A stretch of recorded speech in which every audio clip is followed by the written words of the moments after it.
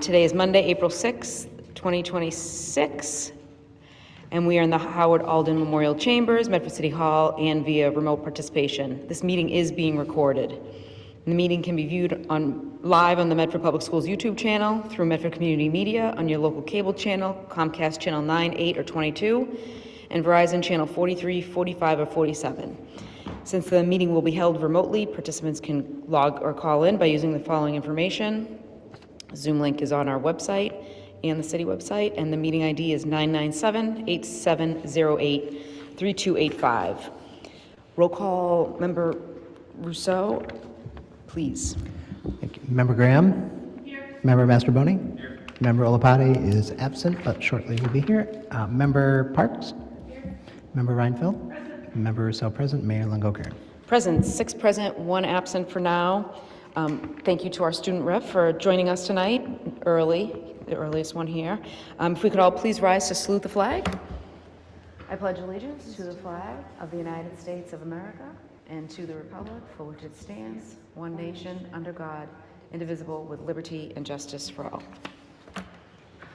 We have executive session pursuant to Chapters 30A, Section 21-2, to conduct strategy in preparation for non-union personnel or contract negotiations with non-union personnel, specifically but not limited to the superintendent, assistant superintendent of academics and instruction, chief operations officer, director of student services, director of human services and resources, elementary school principals, 4 of them, middle school principals, 2, principal of the high school, executive director of Medford Vocational Technical High School, and the principal of Curtis Tufts High School. The Medford School Committee will convene in public session immediately following the conclusion of the executive session, approximately at 6 p.m. Is there a motion to go into executive session? Second. By Member Reinfeld, seconded by? Second. Member Mastroboni. All those in favor, or roll call? Member Graham? Yes. Member Mastroboni? Yes. Member Olapati is absent. Member Parks? Yes. Member Reinfeld? Yes. Member Rousseau, yes. Mayor Longo-Kern. 6 in the affirmative, 1 absent. Motion is approved to go into executive session. Be back as close to 6 as possible. Thank you.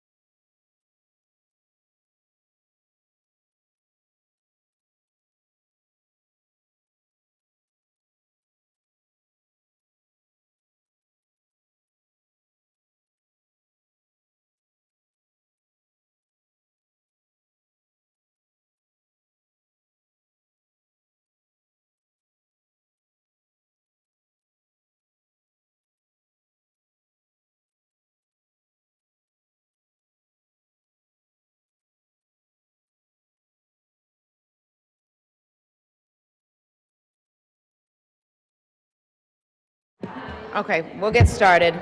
We got lots of kiddos in here. Thank you for your patience, everybody. We're going to get through a few things, and we're going to go right to the Mustang moment. We have the consent agenda, approval of bill and payroll, approval of budget transfers, journal entry 20749, $2,673.50, journal entry 20750, $4,278.43, journal entry 20751, $650, journal entry 20752, $103,798.18, journal entry 20761, $13,272.57, and journal entry 20767 for $2,737.61. We also have approval of donations. First one of $4,000 by J.S. Lim Foundation for MHS, MVTHS, J.S. Lim Science and Mathematics Prizes. Donation of $2,250 by Arthur C. Mabbitt of Mabbitt Associates for 2026 MHS, MVTHS Science and Technology Engineering Exposition. Approval of field trips, Mount Cardigan State Forest, New Hampshire, Stacy Schulman and Emily Winskowski? Yes. Approval of meeting minutes, regular meeting, March 16th, 2026. Is there a motion on the floor? Motion approved. By Member Olopati, seconded by? Member Mastroboni. All those in favor? Aye. Motion passes. I'm going to turn it over to our superintendent, Suzanne Galusi, for our Mustang moment. Good evening, everybody. This is my absolute favorite part of the school committee agenda. So tonight, we are making up for some time. We have 3 Mustang moments this evening, and so I'm going to introduce each one. First, we're going to hear from the Missatuck School Council, and to provide a little bit of context, we have 5th grade teacher Ms. Frank here, who will come up and give us a little bit of context before we hear from the students.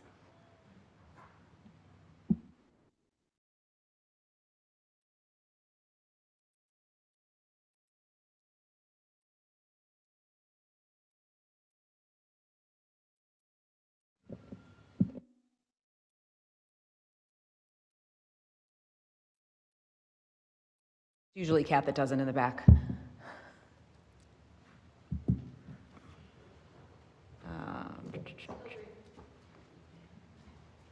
Oh, there we go. Yep. Okay. Thanks, Kat. All right. Good evening. My name is Ms. Frank, and I'm in charge of the Missatuck Student Council. The Student Council is a group of students elected by their classmates. Our goal is to create a school community that is inclusive, respectful, and kind, where every student voice is heard. This is the Missatuck Student Council. Starting with Treasurer Yaara, Student Rep Vera, and Student Rep Val. And next slide. The Student Council of Missatuck Elementary is a group of students elected by their classmates to represent their views and interests. We are committed to promoting the principles of the school's culture and ensuring that every student's voice is heard. Our goal is to create a school community that is inclusive, respectful, and kind. Our student council does its best to ensure that student voices are heard and valued in all aspects of school life. Next slide. Secretary Addy, Student Rep Luke, Student Rep Lucas.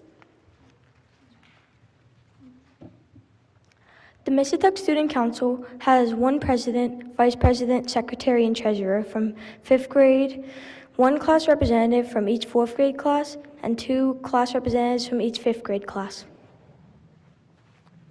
As members of the Student Council, we have several responsibilities, including Representing the views and interests of our classmates, attending student council meetings and contributing to discussions, working with our classmates and reporting back to them on the work of the student council, working on initiatives and projects that promote the values of our school, and supporting the school in creating an inclusive, kind, and respectful environment. President Lillian, Vice President Nora.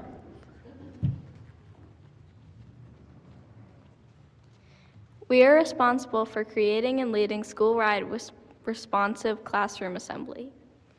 This helps build public speaking confidence. Luke and Lucas.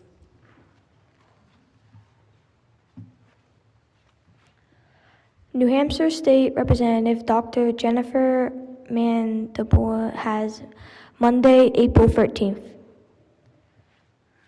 Professor of Public Health at Tufts, expert in community organization, listens to constituents. More speakers to come. Yara.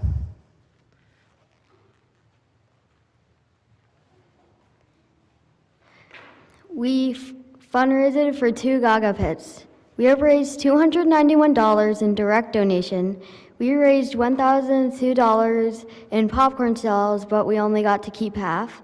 We have raised enough money to reach our goal of $500.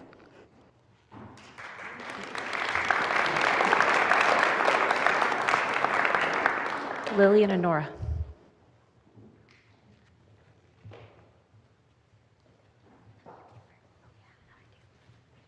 Each upper grade student is paired up with 1 or 2 lower grade students. Students meet with their buddies twice a month. 5th grade is paired with 2nd grade, 4th grade is paired with 1st grade, and 3rd grade is paired with kindergarten. Addie. Buddies create belonging. Meeting with buddies helps create a larger sense of belonging within Missatook community. Wherever students are in the building, they will know someone. I love how we get to meet with them and get to know them and help them learn from a 5th grade student. Student reps Robley and student rep Trudeau.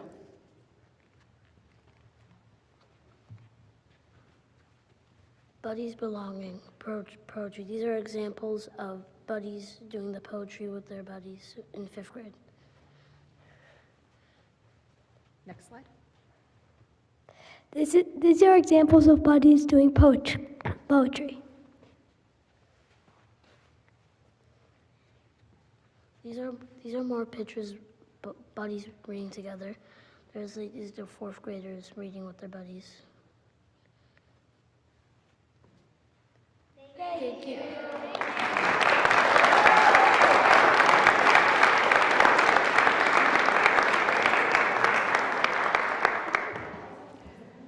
Don't sit down yet. I'm not sure if there are any questions before we take a picture.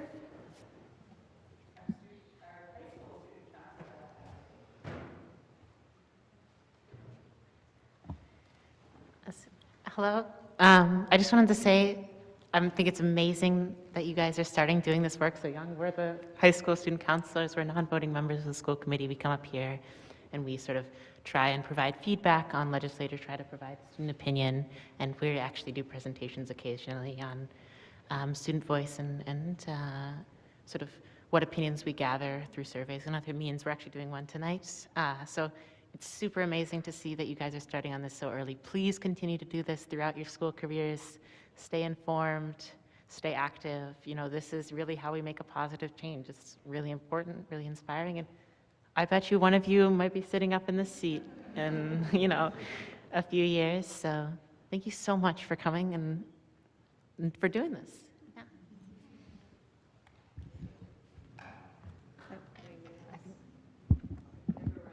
Yeah. Well, you've got our microphone. What advice do you have for us? What does the Mississauga Council want to tell the school committee? Anyone? Not to put anyone on the spot, of course.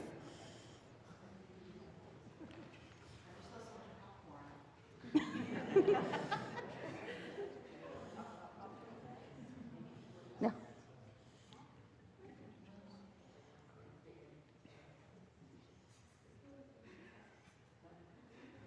No.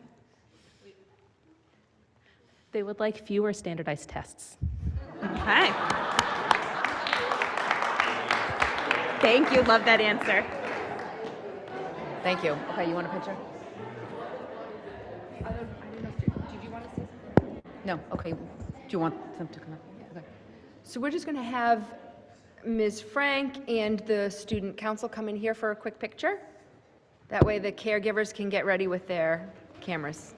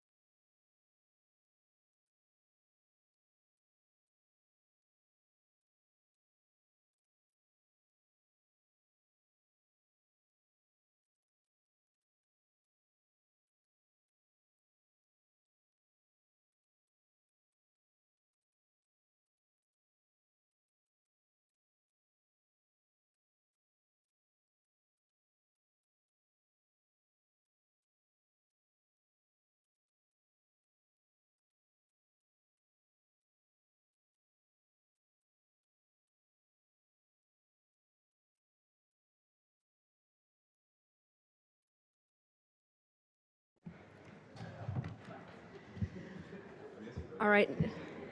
Our next Mustang moment, we are going to have the advisors to the Unified Program at Medford High School come on up. They're going to do some framing for this wonderful opportunity, and they have some students with them that will be talking about their experiences in the program.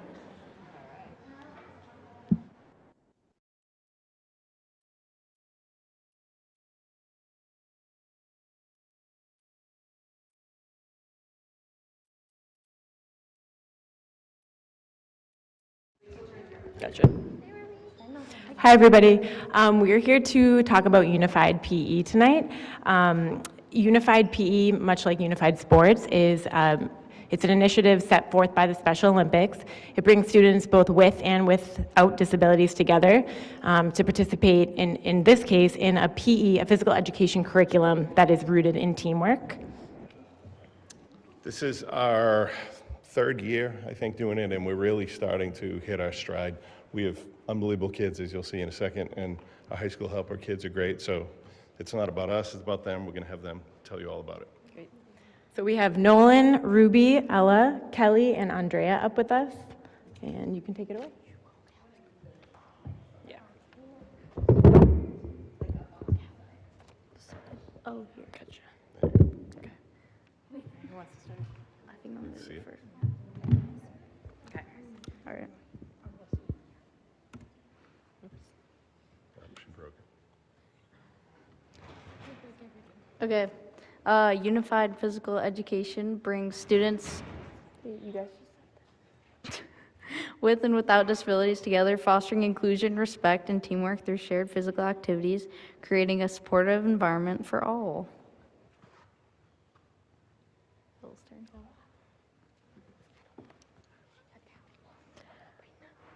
So why Unified PE?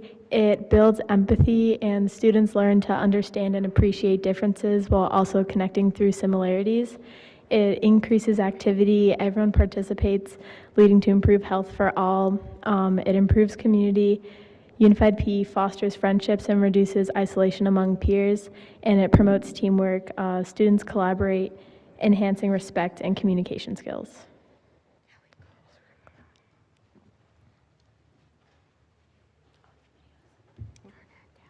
So we have 2 videos to show you from what happens in our class. There's no sound on it, so you just have to watch. Oh, this is Hungry Hungry Hippos. That's right. Human hungry hippos.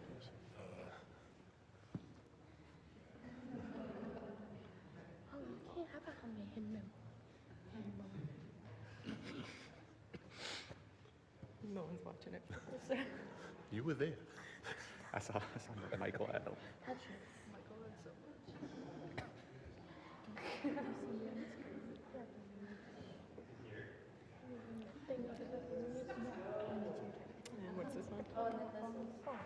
This is kind of like a human bowling. We just worked on balancing on scooters, and we got to knock stuff over. Everyone likes to break things. Yeah, you do. That's my favorite. That's you. That's you. I know her. Are you sure about that? I'm always having that. We're going to have our students share some of their experiences. All right, you ready, Kelly? Yeah. Okay. Okay. All right. I like playing basketball with my friends. I like looking forward to seeing my friends in the gym. It makes me feel great. I like unifying PE. I like unifying PE because I like to play basketball. Coming to the unified PE class makes me happy and excited to play games like basketball and like football. Ready? Okay, Charles. What? I like to see some of my friends. We play basketball and other friends. What the hell, sports? But they get me to follow directions, show me how to do it. Welcome.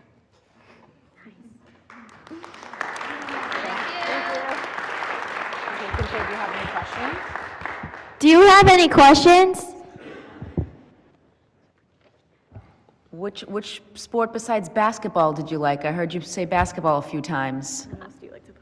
I like to play flag football and doing some javelin and sports. And if you like castrated chicken, the hungry hippo, and like the hair man blowing.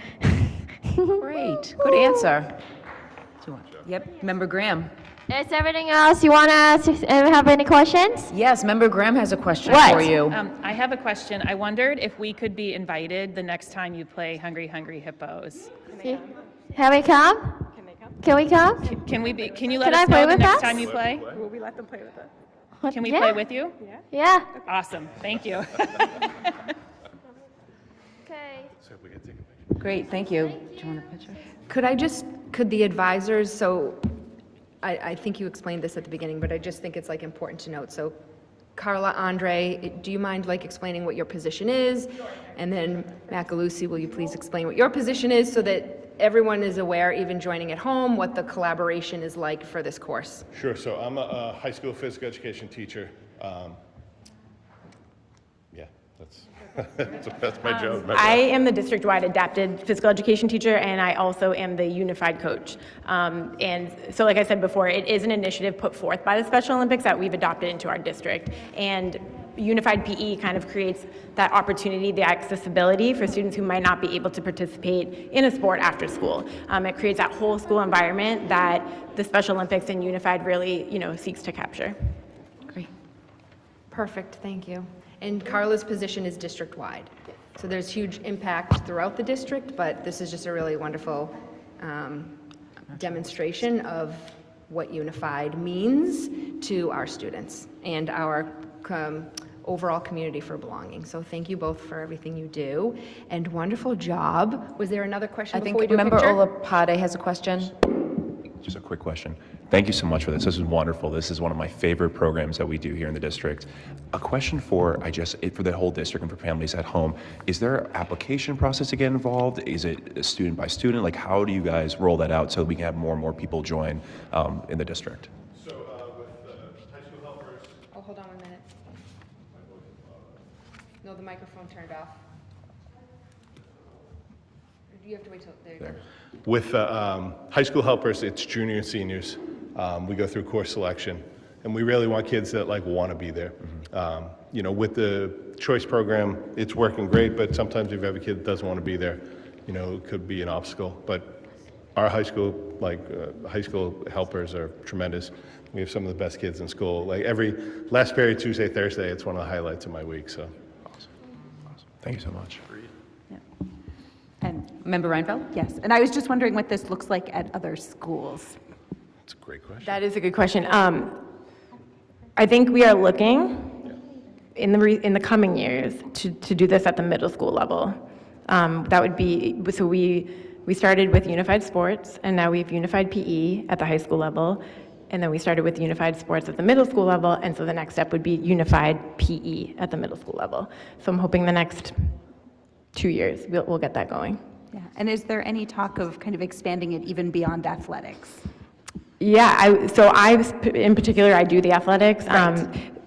So I guess, that would be outside my realm, but I know that there's a Best Buddies program now, and so I think we are expanding with inclusivity as a whole through Medford, which is great to see. Yeah. And we saw the Best That's Buddies, right, our yep. Mustang moments Yep. a few meetings ago.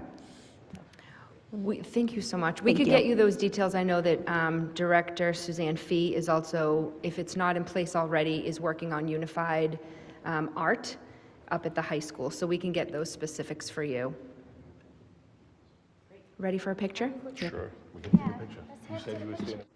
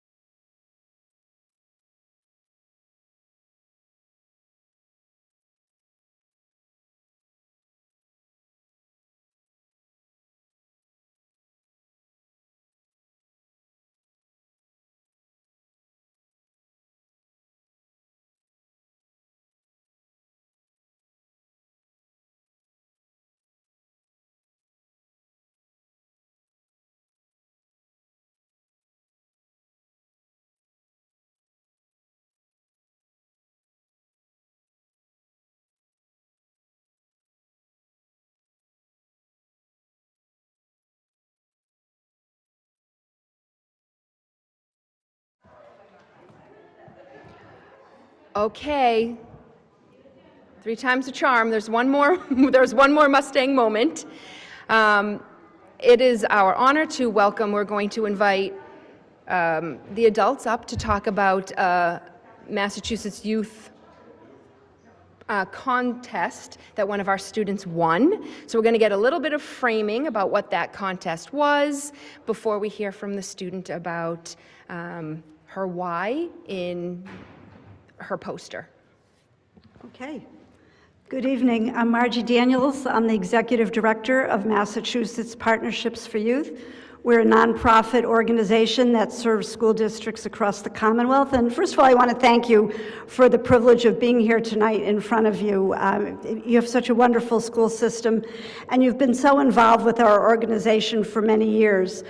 We have a theme every year for a poster project, and this year our theme was kind people are the best kind of people.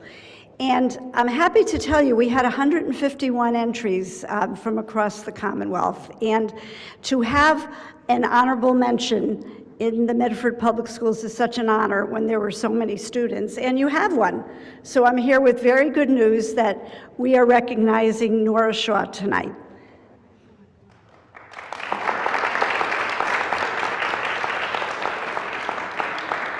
You want to hold it? Show him your picture. Beautiful? Yeah. Thank you. And we have a gift for you. Would you like to unwrap it? First, there's a certificate. So open up the ribbon and take a look at the certificate first. Maybe you could show the audience, the people sitting here.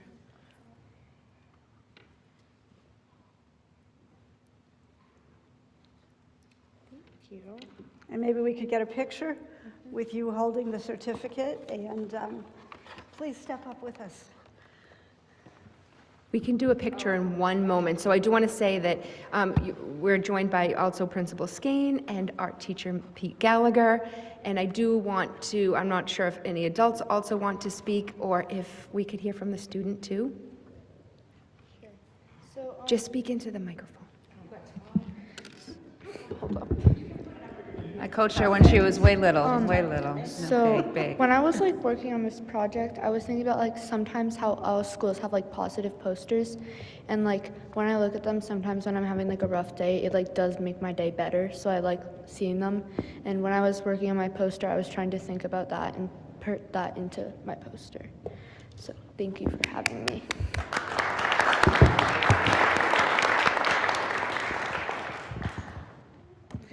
And Nora, just so you know, the judges are school superintendents, police chiefs, community members, school counselors. We have a very multidisciplinary group, and they just loved your poster. They thought it was beautiful. Now, there was something else there. This is a gift for you.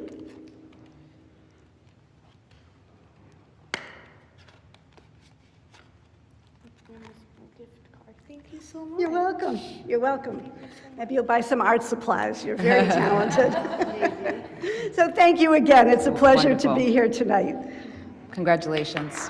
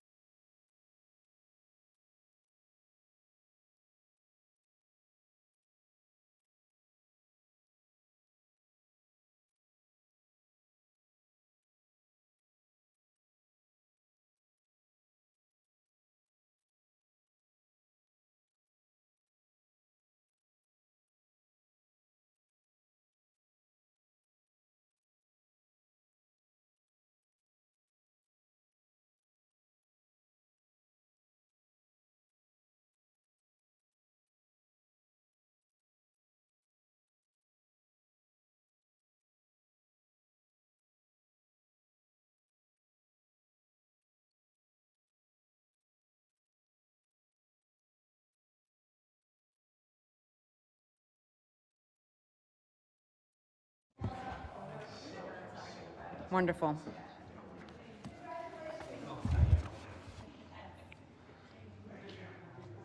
Great. Let's move through this. Then it'll be dinner time. Yep, we are going to meet Ina Williams, our new district-wide transportation director. I'm going to turn it over to you, Dr. Galusi, for the official welcome. Thank you so much. Ina J. Williams is our new transportation manager. I am so happy and thrilled. Ina comes to us with a lot of expertise and experience in school transportation. She has worked for Medway Public Schools, Assabet Valley Collaborative. She has a lot of experience in which I think she'll be able to make a lot of positive change and improvements for Medford Public Schools. She has a wonderful way about her, and I think she's got a skill in building community, which is everything that Medford Public Schools is striving for. So she's had a nice welcome. She's been meeting with school leaders as well as our bus transportation partners, NRT and Eastern Bus. And so I just wanted to have the opportunity to be able to welcome her formally at the school committee meeting so you could all see her. I think it's very important for the community to also have an introduction to Ina so that they can also see the face that's behind the phone call or the email sometimes, as we know transportation goes. So I don't know, Ina, if you...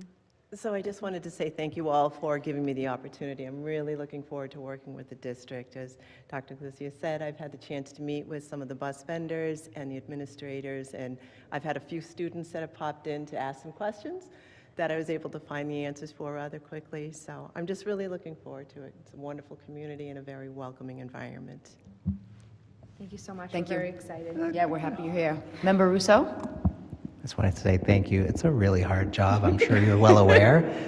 So I'm very grateful that you're still smiling as well, which is, when I hear about what this job is like, I'm just like, people have passions, not necessarily the same as everybody else, but I'm glad you're into it. So thank you. Thank you very much. Thank you all. Have a good evening. Thank you very much. We have a report on the fiscal year 27 preliminary budget recommendations. Noel Velez, our Director of Finance, and Jerry McHugh, our budget analyst. And welcome, come on up, and I'll turn it over to Dr. Galusi. Thank you. I do just want to start with a little bit of framing. So good evening, honorable members of school committee and Madam Mayor. So tonight's meeting serves to formally present our preliminary projections, expenditures, and identified school and department needs. Our finance director, Noel Velez, and our budget analyst, Jerry McHugh, will walk you through the results of extensive collaborative sessions with school and department leaders. These meetings, as highlighted a little bit in the previous school committee meeting, were instrumental in identifying the critical needs and strategic requests that have emerged from our classroom and operations. I want to stress that this is a deeply iterative process, and the data shared tonight will also highlight a range of initial asks that we're still actively reviewing, while the presentation will also show proactive areas that we've identified some meaningful savings. Our team will also explain some unanticipated expenses that arose throughout this fiscal year, and we'll continue, and through this process, we will continue to refine and sharpen our budget projections and align our resources. I think it also is important to note that with the new leadership team that has been working together this year at central office, with that comes a little level of auditing within their respective portfolios. And this initial review is anchoring the structural and visionary work required to ensure that our fiscal footprint allows authentically and intentionally with our district core values and the evolving needs of our students, our staff, and our community. Although our work is far from finished, tonight's presentation is a testament to the consistency and coherence we are working to establish as through lines across every level of the district. We're moving towards a unified vision that ensures every dollar supports our shared educational goals. I really want to extend my sincere gratitude to Jerry and Noel for their tireless efforts and work in preparing the budget and for their commitment to transparency, as you will see this evening. Their hard work, as well as everyone involved in this process, provides the solid foundation we need to move forward together to finalize a budget that serves all of our students and the community. So thank you very much.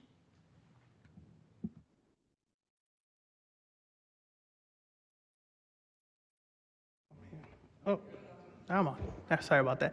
Thank you very much, Superintendent, for those kind words. I also want to give a special thanks to Lisa Malone and Joanne Allen, who scheduled approximately 57 meetings during this budget process. So that was very kind of them, and also to Dr. Talbot, who also attended a lot of our meetings with us.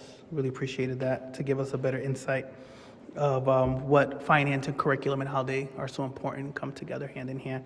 So as we'll start off right now, you'll see in we kind of have a summary of our budget proposal here in page 2. So this is a total summary of the presentation we'll be giving tonight. We've broken it out into what we feel are 5 categories that properly explain everything we're about to go through, and also discuss each category in detail regarding what Gerald and myself, as we met with principals, directors, and the needs and the wants of Medford Public Schools for fiscal year 27. If you want to go through the numbers real quick, as you know, we started off our general fund at $85,490,000. We have from our voting from the Medford community, we have our stabilization fund, which will up us approximately $1,085,549 for a total budget appropriation base budget of $86,575,549. Currently estimated salary step increases, stipend increases, and contingency based off where we were last year, fiscal year 26 into fiscal year 27, we estimate $3.3 million. In unavoidable cost increases, which we'll go over in more detail later, we had calculated $3,059,160. And request new increased school-based from our principals and directors, we have $987,000. For request increased facilities and operational spending, we have $554,000. And then just based on our observation, reviewing, and certain programs that we've already paid for that we won't need to pay for next year, we have an identified savings of $490,991, which gives us a total budget proposal of $94,032,696. And through this presentation, we'll walk you through these numbers and get to that number. So first up, we want to go over some unavoidable cost increases. These cost increases, so we have 2 starting off the bat. We have 2 teachers at the Curtis Tufts who have been hitting a short tuition revolving fund line. That reserve will be done regarding how much funding is left in it as of 6/30/2026. So we will have to absorb $198,560 in salary. Throughout the fiscal year, we had to hire or add 8 additional paraprofessionals to the budget. I'm sorry, I apologize. I went a little too close. I apologize. We have 8 current paraprofessionals currently on before and after school revolving fund that we would like to move back onto the general fund. As you remember, over the past couple of years, we've been removing paras little by little off the after school and before school revolving fund, and we're hoping these will be the last 8 that we remove. Their salaries next year total $344,000. We have, we're hoping to also move some of the salaries regarding where they were being charged to community schools. As of July of 2022, the athletic director and the administrative assistant of the athletic department were being directly charged to community schools. Our goal is to move those salaries over. For the administrative assistant, we're hoping to move 20% of their salary into 5 different categories: athletics revolving, athletics general fund, Edgerly Field, PE, and community schools, as we believe that properly represents that employee in all the categories that employee currently works in. And with the athletic director, our goal is to move 50% of the salary to the athletic general fund and keep 50% of the salary in community schools. Another thing we have here is through our CSHS grant, we purchased a software program that is no longer eligible to be charged to that grant. That grant, while it is a year-to-year grant, it allows only for one-time expenses on software and programs. So every year you have to change what you're going to be charging to that grant. And since we purchased it in fiscal year 26 through our CSHS grant, we want to move that to our general ledger next year, as it will no longer be eligible to be purchased through that grant. Next up, we have our what we looked at as unavoidable cost increases. Due to enrollment, we'll be creating an access program at the McGlynn Elementary School. So we'll need a teacher and a para for that classroom. Throughout fiscal year 26, we had an additional 8 one-on-one paras that we had to hire due to existing IEPs for students new to the district. We had 1 at the high school, 3 at McGlynn Middle, 1 at McGlynn Elementary, and 3 at the Missatuck, who have moved in as of September of 2025. Along with those costs of the 8 move-ins, some of them came with transportation costs connected to them, as well as increase in rates for special education transportation as a whole, which we believe approximately will be $476,177. We also have special education paras, 1 at the McGlynn and 1 at the Roberts Elementary, for classroom coverage based on student programs and needs. And we'll also need an additional teacher and para for a 4th kindergarten class at the Missatuck based on what we projected enrollments.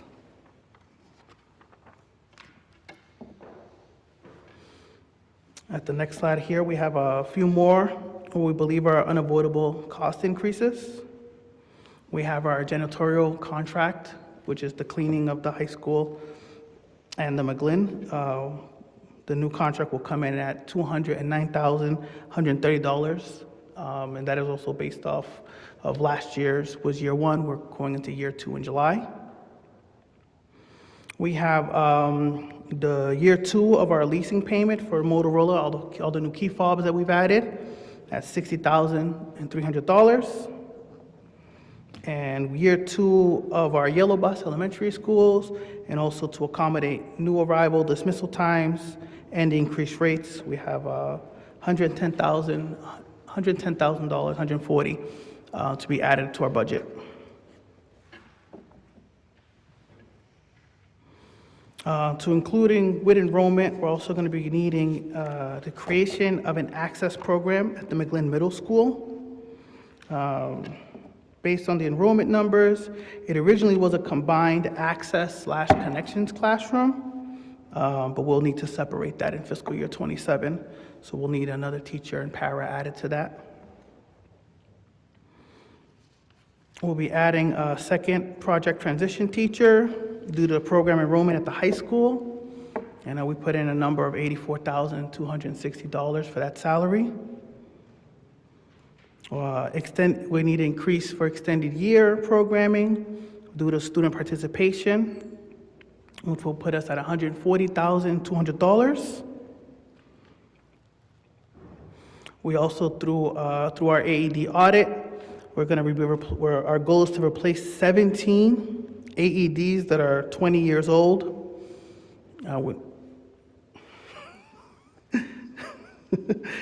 Which comes in at $25,000. Sorry. And then last, we've got here some malware servers and hyper servers coming in at approximately $40,000 for cloud computing.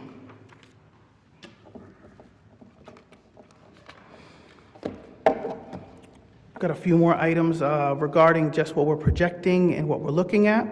So for heating, electricity, we believe we'll have to increase the budget by $197,000 based on fiscal year 25 spending, fiscal year 26 projections, and what we believe the increase will be next year. Another $50,000 for custodial supplies. Unemployment at $35,000.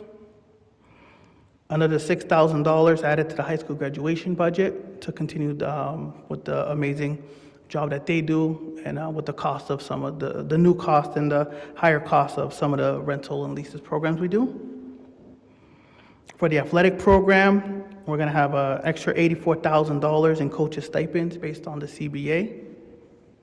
We have $50,000 in transportation based on fiscal year 1 of the contract cost, and then we'll be in year 2 of the contract cost. And other expenses that the athletic director believes will equal about $11,894. I'd like to add another $50,000 to the substitute teacher account. So in summary, we broke down here the $3 million into existing funds that are no longer available or sustainable at $662,000. Spending in fiscal year 26 that was unanticipated at $1.5 million. Unavoidable spending occurring in fiscal year 27 at $400,000. And a fiscal year 27 budget increase based on recent spending history at $478,294, equaling $3,059,160.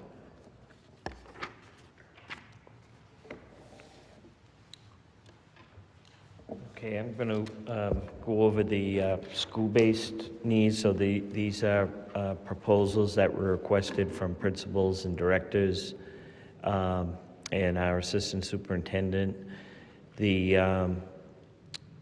Before I start, there was a lot of, there was a number of requests from the high school for additional staff for electives that we chose not to go forward with right now, except for a selected few that we'll talk about. And mainly that's because this is really the first year that they've had sufficient time to work with the new schedule. Last year, the contract got settled late. They were a little bit behind in the development of the schedule, so we wanted them to have the time now to see if some of those electives can be incorporated into the schedule without the need for additional staff. However, we do have some proposals. One would be an arts teacher for the high school. Because of the new schedule, a lot of students were able to choose an art class, and so that this enrollment is driving the need for this additional arts teacher. I will say you should have gotten your email a description by principals and directors about their program. It's designed to be kind of a one-page narrative and provide supplemental information for you as you deliberate on the budget. And this is certainly highlighted in the arts program. The second teacher is currently an elementary band teacher that is not a full-time teacher at the elementary schools, and we would propose to turn that position into a full-time position, and that person would be able to come up to the high school in the afternoon and provide additional course selections in periods 6 and 7. Similarly, we're proposing to add another technology teacher at the high school to broaden out those technology offerings. And this would require us to outfit an existing classroom as a tech lab for that teacher to teach from. We're also proposing an additional translator because of the volume of translations we have, mainly from the EL program, but also that services all district-wide translation needs. And then an additional EL teacher at the McGlynn to provide pull-out services for the newcomers program at that school. There was also several proposals made by department heads to increase the quality of instructional materials that we use. So the state provides a list of high-quality instructional supplies and materials that can be purchased, and we think this is going to help increase the rigor in all our programs. And I won't repeat what's on the slide, but there's a variety of requests for supplies, kit replacements, very important, materials for challenge courses and electives. There's a textbook replacement request in social studies for psychology textbooks. They're quite dated. And testing and assessment materials for the World Language Program.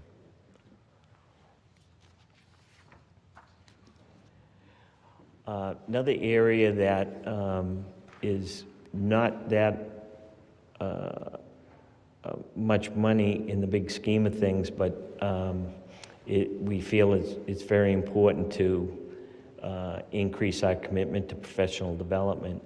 And just as a benchmark, the foundation budget is calculated to include 1.7% of the total budget for PD. Now, the schools aren't obligated to spend that much on PD, but it's just a benchmark, and we're asking for something that's much smaller here. The other thing, or the other part of this initiative is to distribute the implementation of the program of professional development into the program so that directors are responsible for a program for their staff that's uniquely focused on their departments in order to, better meet the needs of the staff that's in those departments. Another data point is that 81% of our teaching staff are in step 5 or higher, so they're not having to participate in postgraduate courses and other courses to maintain or achieve their licensure. So this is really going to be the only source of training for those teachers. And it will be about 1/3 of 1% of the budget if this proposal goes through. It's an increase. Currently the budget is about $112,000. We're proposing to increase that by $165,000 for a budget of $277,000. And that's outside of tuition reimbursements. Then the next few slides will give you an idea of what each department is requesting. I won't read you the slide, but it's sometimes it's curriculum development, sometimes it's training, funds to bring in a subject matter expert during PD days. It could be training in implementing certain parts of the curriculum or using the supplies and materials we'll be providing.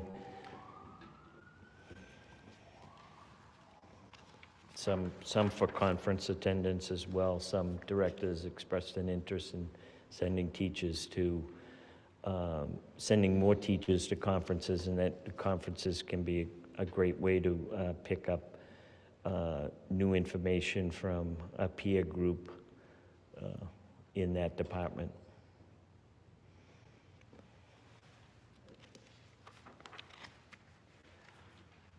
Other requests we have are for new curriculums. The science department piloted a new robotics curriculum in FY26, and I believe some students came up and gave a demonstration to the committee earlier this year. That, you know, the director was very creative in kind of cobbling together funds from federal grants and his own department budget, and some middle school principals chipped in with some funds that they had to get the program off the ground. But the program's basically a very sophisticated computer program, and it's based on the number of seats that we have. So the cost of that particular curriculum is $75,000. And then we're also looking to implement a formal ELA curriculum in the middle school. And we estimate that to be $30,000, although during the course of the year, a staff-led committee will, a stakeholder committee will evaluate different curriculums and come up with proposals on what might best meets the needs of Medford Public Schools.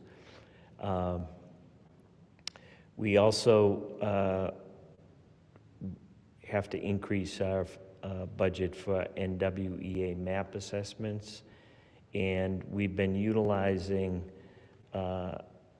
Open Architects Dashboard, which is a program that gathers information from different databases that we operate SchoolBrains and DESE information, and just puts that in a digestible format for teachers to use. It's been very well received by our staff. So the cost of that, we're using it for free this year, and the cost going forward would be $19,500. We'd like to increase the band transportation budget so our bands can attend more competitions. We also are way behind in implementing interactive panels throughout the school districts. We do have them in different classrooms, and we have excluded the high school in this proposal because we expect that all those classrooms will have this technology. But this cost, $180,000, would allow us to install 60 interactive panels this year, and it's a 5-year program to get the whole district outfitted with interactive panels. We also are looking to purchase software that will improve our content protection for our students. So it's a platform that has a more robust contact prevention functionality that more than we have now, and it has some functionality for classroom teachers to monitor use in their classroom. And finally, $2,000 for Curtis Tufts. They'd like to have a graduation ceremony going forward, so this provides some funding for them to do that.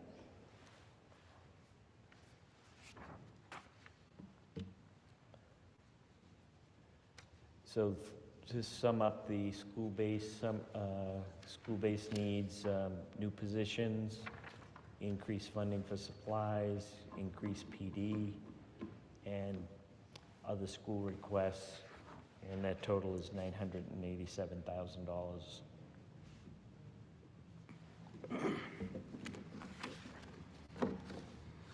Next up, we're going to go over our facilities and operational needs. Noel, before you continue, can I just ask a general question? What is the percent increase over 2026 budget?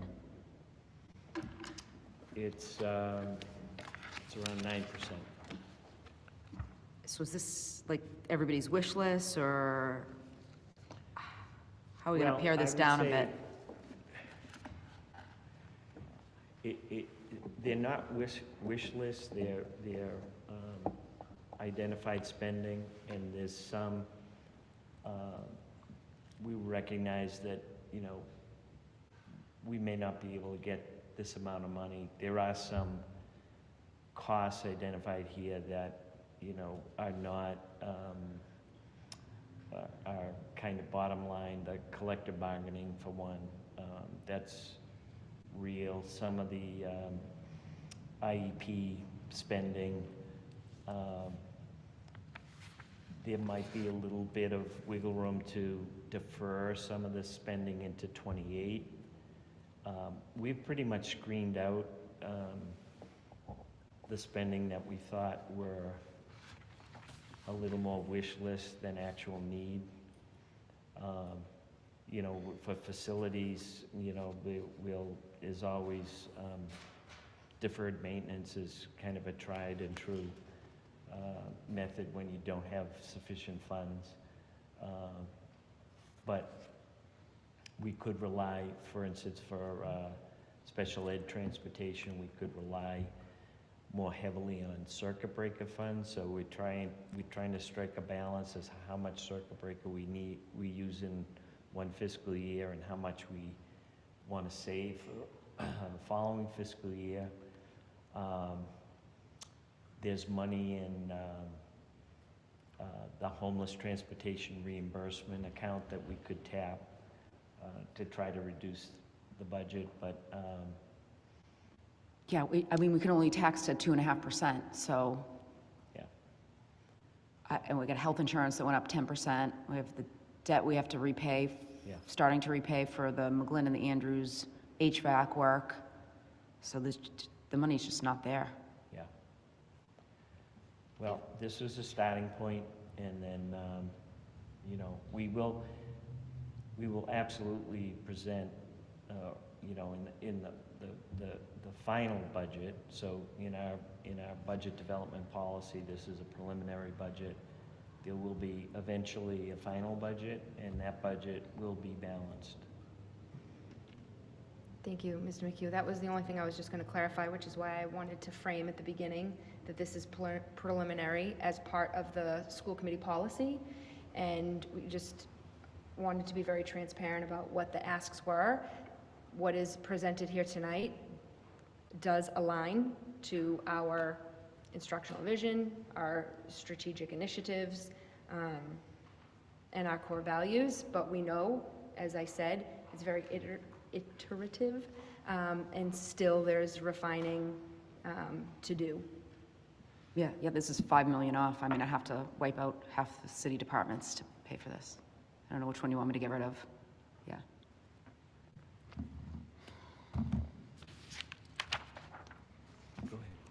Okay. All right. Next up, we're going to go over facilities and operational needs. After some extensive talk with myself, superintendent, and our new COO, Ken Lord, we reviewed a few areas and facilities that we really want to address and work hard on. First step here is we were at a fourth carpenter / maintenance worker. Based on the amount of work in the schools and the amount of overtime we're paying to the maintenance workers, we believe that we can get a lot accomplished with adding an extra employee who can really bang out a lot of things. As you know, we currently have 3 maintenance workers who oversee all the school departments, which is just can backlog a lot of areas. Based off of our fiscal year 25 invoice analysis and our fiscal year 26 projections, we're looking to increase the contract and maintenance lines by $359,000. We have from the Habib and Associates assessment project, hoping to increase the extraordinary maintenance line by $70,000 to replace the water heater tank number 2 at the Roberts Elementary School, and $7,000 in increase for equipment repair line items.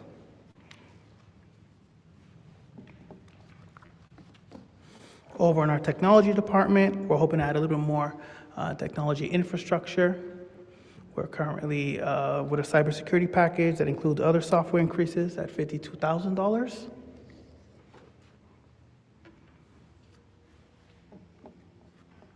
So in total, based on our facility needs and technology needs, we believe $554,255 would be the increase.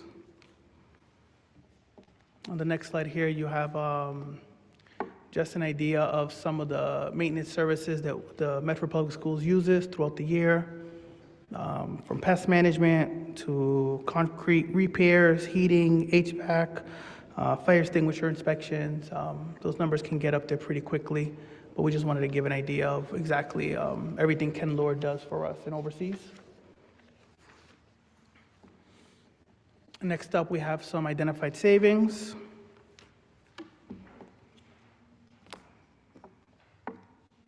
So with the enrollment of the special needs programs at the Brooks Elementary School, we would go from 5 classrooms to 4 classrooms. We would have 2 learning groups and 2 language-based groups. There would be no FTE losses as we have a teacher who's retiring and that position would not be filled. And then the para in that classroom would be absorbed into a vacant position at the end of the fiscal year. We have our ELA curriculum payment for Houghton Mifflin. We just finished paying off our 3rd payment this fiscal year, so that is completely done. Our new contracts for telephone and copier lease save us approximately $95,000 and $62,000. We have our NEASC accreditation expenses, which we completed this year. So that's another $30,000 from last year's budget that we would take off. And then just miscellaneous line items are whether it's little things that we purchased this year or just balancing from positives in one area and negatives in one area. We came up with a $14,000 savings. Total identified savings of $490,991. And we have here a few no-cost proposals. We'd like to add 2 AM/PM MEEP classrooms at the Brooks. Convert to full day, yes, I'm sorry about that, yep. Convert to full day. We currently have a vacancy for a literacy coach. We'd like to convert that position to a math coach for fiscal year '27. And then we will be piloting a composting program at the high school and the Missatuck, but only in the back end of the kitchen. So that's where all the cooking is done. And that would be covered on the food service department budget. And then we have here is just our summary based on our first slide. As we spoke about earlier, our general fund and stabilization fund, which total $86 million, and then our estimated salary step increases, our unavoidable cost increases, the request from principals and directors, the request from our facilities, and our identified savings comes in at $94,032,696. And on the next slide, you'll just get an idea of what the increases and decreases would look like based on actual numbers from our appropriation general fund, our stabilization fund that we would add next year at $750,000, which gets us to our total number, $94,032,696. Thank you all for your time. That is our presentation. Of course, we're here to answer any and all questions you have.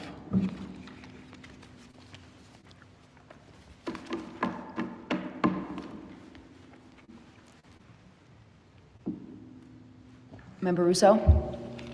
Thank you.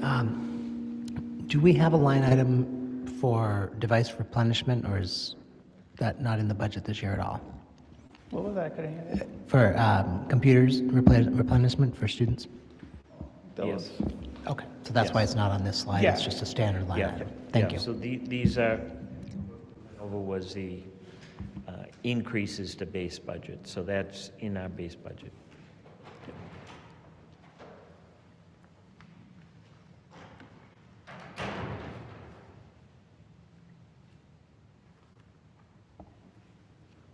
Member Graham, then Member Mastroboni. Thank you. I know that the state budget is still making its way through the process, but we are once again a minimum aid city, and the governor's budget proposed minimum aid at $75 a student. Is that correct? Was it 75 or 70? Yes, I believe so. 70? Has the House or the Senate budget been released yet? I know that they always tend to move that Not number a since little bit. yesterday. Okay, And last year, the minimum was $150 per student. right. And I think they're grappling with some of the same, the challenges all around. So I think that's something to look for. So this is like year 7 of the Student Opportunity Act. There was only 1 year where we received more than minimum aid.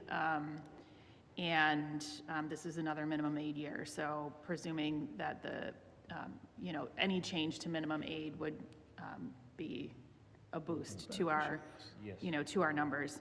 I assume that so I just think from a grounding perspective, this is a picture of like the starting point of a budget request that says for us to meet the objectives of the district and to meet our obligations contractually, this is what the numbers look like.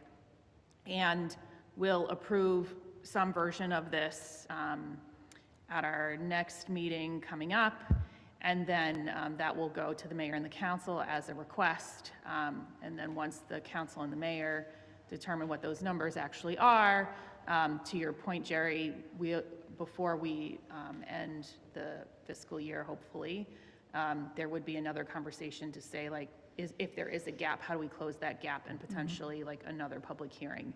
So between now and then, I assume there will be lots of things going on from a funding perspective, like from a analysis of funding options that might be outside of just a direct ask from the city. Is that true? Yes. We do have an obligation to schedule a public hearing before the vote on the budget. Yes. And then I think the other question I had, which was on page 18, for facilities and operations, one of the things that this outlines is an increase in our contracted maintenance line items. Can you, is that because we will save money by contracting folks in these spaces? Are we already spending this money, or has the cost just risen dramatically? If we don't do this, what happens, I think is part of my question. But I mean, 3 people for a district of this size is super anemic, and it's not shocking that we have the maintenance issues that we have because we've been staffed this way forever. And I know that one of the things that we've been talking about as we continue to negotiate with our bargaining partners is how do we set up that unit in a productive way? But I'm just curious, what the balance of internal staff to contracted services really should be for a district of our size, and how does this proposal fit into moving towards something that is more ideal? I'm gonna turn it over to Ken Lord in a second, but if you remember last year, I think just for starters, our maintenance budget was woefully underfunded. Yeah. We proposed a more realistic budget last year, and in the final negotiations of the budget, we were given some stabilization fund money for specific projects, which we're grateful for. That helped a lot, but we had to reduce our maintenance ask by an equivalent amount. So that's kind of how we negotiated the gap last year. So while we were able to get some money for projects, we didn't really move the maintenance budgets forward, which we will ask for now. And basically, the mix of in-house versus private, varies from district to district, and based on your capacity, your in-house capacity, the type of systems you have. But I'll let Ken expand on this? Yes, exactly what Jerry was just saying. You know, we use our in-house staff to do all the tasks that we feel we are qualified and capable of doing up to the limit of the staff time that we have. So we do farm out work that we could potentially do in-house if we had more staff in-house, and we could do it more economically with in-house staff, because you always pay more for bringing in somebody from the outside. There are quite a few tasks that we just don't have the skill, nor should we, to do in-house. You know, some real heavy repairs. We don't have licensed electricians on staff. We need certain kind of, you know, people to do different kinds of work that will kind of always farm out, inspections, elevator, you know, those kinds of things. But we're really struggling to keep up with the load of things that we can do in-house with the staff that we have. They work incredibly hard, they're incredibly skilled, there's just not enough of them. And what I did to build the amount of contract services in the request this year is I looked at all of the expenses from last year, totaled them up in different categories, and then we broke it up in each sum. We did it a little differently in the budget, so we really identified which type of contract we would have, and that's going to enable me to go out to bid for contractors, whereas now we really rely on the state tradesman contracts to do it piecemeal. So I don't know if that answers all your questions. It does, thank you. Before you don't go anywhere. Can't leave it? No. Member Mastroboni? Yes. Oh, Member Rizzo. Thank you. I think you said this last year, but I've already forgotten, sorry. What is a typical number of maintenance workers with this many buildings in a district? It really varies. I tried to do some study around some surrounding cities and towns. They really vary wildly just based upon what they farm out. And it's really kind of a function of what you can afford to do internally and the age of some of your buildings. You know, the older buildings take a lot more maintenance, a lot more upkeep, but they are often more easily done in-house because their older systems are not as complex. So for instance, the newer HVAC systems that we're installing really need to be farmed out stuff. You know, we really need to be able to, you know, have people that are expert in those systems that we're installing now maintain them. So you're going to see things that our crews can handle internally need to be done externally moving forward. So is 3 really outside? You know, if you had one of those bell curves, is it like one of those little tiny numbers way at the end, and you're like, hey, we can't find us there? Yeah, my initial reaction, and the one, no, this is my 7th month in, is confirmed after being 7 months, is we are woefully understaffed. Okay, thank you. I can't keep up with basic stuff that we can do. And, you know, just to bring in an outside contractor costs you $1,000 just for them to walk in the door, you know, so. Okay, thanks. We're in the same boat on the city side. Member Mastroboni? Excuse me, thank you. So I think the phrase unavoidable cost is bugging me a little bit. I think there's a combination of a lot of things in there. Reinfeld, if you could shut yours off until you, everybody shut it off, thank you. Member Mastroboni, you have the floor. Oh, thanks, King. I mean, I think it varies, right, from things that would look like compliance, right, special ed resources. There's a lot of budget right sizing, which I think is great. That's, you know, shows that you all are looking backwards to move forwards. I also think there's some choices in there. You know, I think I wholeheartedly support moving paras off revolving funds, right, in concept, but that feels like a choice at this time.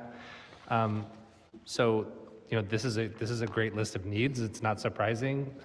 There's a lot going on, and there's a lot of work to do and a lot of improvements to make. Mayor Lincoln-Kern also talked about a $5 million gap. So I'm wondering what the process is behind the scenes that you all and with the superintendent are undertaking over the course of the next month to identify what's highest priority of these marginal changes, what's highest priority of our existing expenditures, to understand, to identify the least painful reductions here. You know, these are a lot of great ideas. Where do we go from here? I think is my question. Mayor?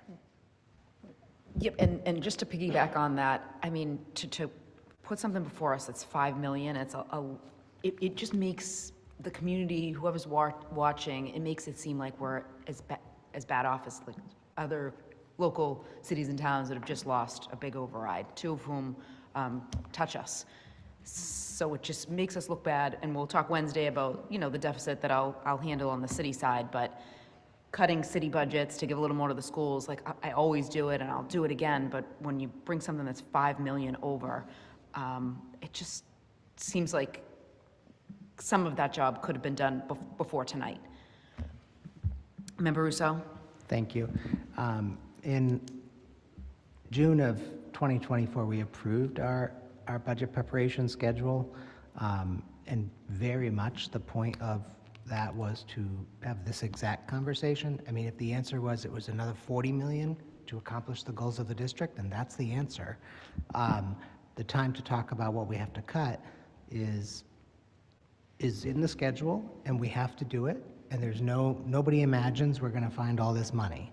But to not tell the public and just treat them like adults that, hey, to operate the district at, well, this is minimum. If you looked at the total new ads, it was like 500,000 here and 400,000. Like, those are not numbers that make you think we're dramatically improving the district at all. They are not. So this budget does not, in my mind, move the district particularly forward. This keeps the district afloat. This budget request, this isn't the budget, this is the budget request. And I think we have to tell the public what it actually costs to do the job they think we're doing or want us to be doing. And then we can have the other adult conversation when we have to figure out, okay, we have to cut, whether it's 5 million or 4 million or 3 million, there's no cutting that kind of money without laying people off. I'm gonna be the first to say it. Like, I looked at those numbers. We're gonna not pay electricity. We're not gonna not pay for, you know, all the other things that aren't people. 85% or something of our budget is people. So when we go from what we believe we need to what we actually have, there's no scenario where that does not include layoffs. So, I mean, unless I'm really bad at math, which is possible. But this process we vetted and approved in 2024 specifically so the public would know what we as a body believe it would cost to perform the duty that we're elected to perform, and that the professionals are hired to execute on. So I think that's, I agree, it's incredibly awkward to be saying this, like, that's a lot more money than we're going to have, and we're going to have some ugly conversations. And I hope the school committee is involved in those, not just the administration. We like magically come back with, here's the new number. But we have to tell the public the truth. This is our needs assessment to do, frankly, no more in Medford Public Schools than we did this year. Member Masterboni? Briefly, members, I totally agree, 100%. I'm not asking for cuts. I'm asking to understand the process by which you all decide what's level service, what's service expansion in this big list, what's mostly tied to our district goals, right? So that we can make sure to explain those to residents, and that so that I can understand the work that you all are doing to identify the risks and trade-offs of different choices that we're going to make. So, you know, when I see a big list, my eyes kind of glaze over, right? I want to understand again, like, you know, summarizing where we're investing, what's compliance, what's level service, what's expansion, what's catching back up from something that we learned throughout the course of the year. Again, sort of in a summary, this list, it's tough to digest it, even in the couple times I've looked at it since we got it. So that's the kind of information I'm looking at, and again, not to cut, but to understand where we're at in terms of priorities. Well, I think that will, when we come back to the committee, we will show you how we reduce the budget. One thing that is ongoing, the superintendent did say that we continue to polish these numbers. We've identified pockets of very low class size in some schools, so we're going to be talking to principals about that. That could provide some savings. And then we'll let the high school finish their scheduling to see how that shakes out. So this budget, you know, we tried to, with the exception of that one special needs classroom at the Brooks, which was very clear. We didn't want to talk about personnel right now, but certainly we have to look at that, you know, to get down to this number. I will say that, you know, the supplies and materials requests are based on the assistant superintendent's initiative to make our instructional offerings more robust, more rigorous. And so we have to buy, you know, better quality materials to make that happen. But I hear what you're saying, so we'll try to address that when we come back for at least the public hearing, or maybe before then. If I may. Dr. Lucy? I do want to just comment, so the ongoing conversations that we're having as central leadership, with school leaders, with the department leaders, as I said, we're having conversations about what the priorities are and where are those places that we can reduce, and where are those places that we want to be able to kind of hold firm in order to meet our instructional vision. It's never, I think that's why I started this evening with a little bit of framing. It's never, ever my intention to come to a school committee meeting and present something that I feel is going to divide a community. Rather, there's been lots of messaging around transparency and what are those costs. And so I just wanted to make sure in this process that we provided that level of transparency. As mentioned by some school committee members, as well as Jerry and Noel, there are pieces on there that maybe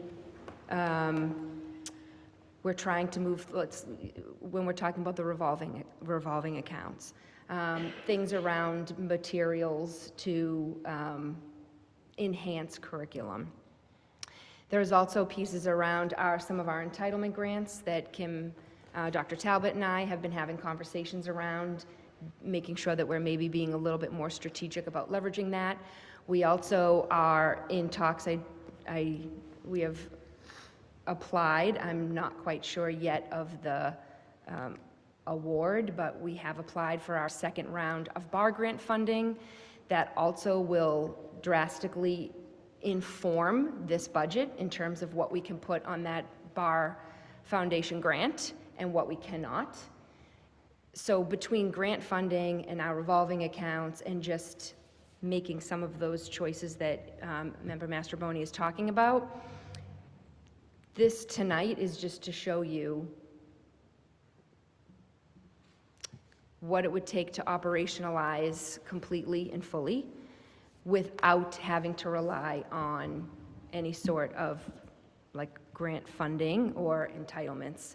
It's certainly not at all to cause any sort of turmoil or stress or division. I apologize if that impact hit for people in the community, but this is just, as I said, this is a new team. And so sometimes pushing through to make some change and add some structures where there haven't been any, or places where there have been some underfunding.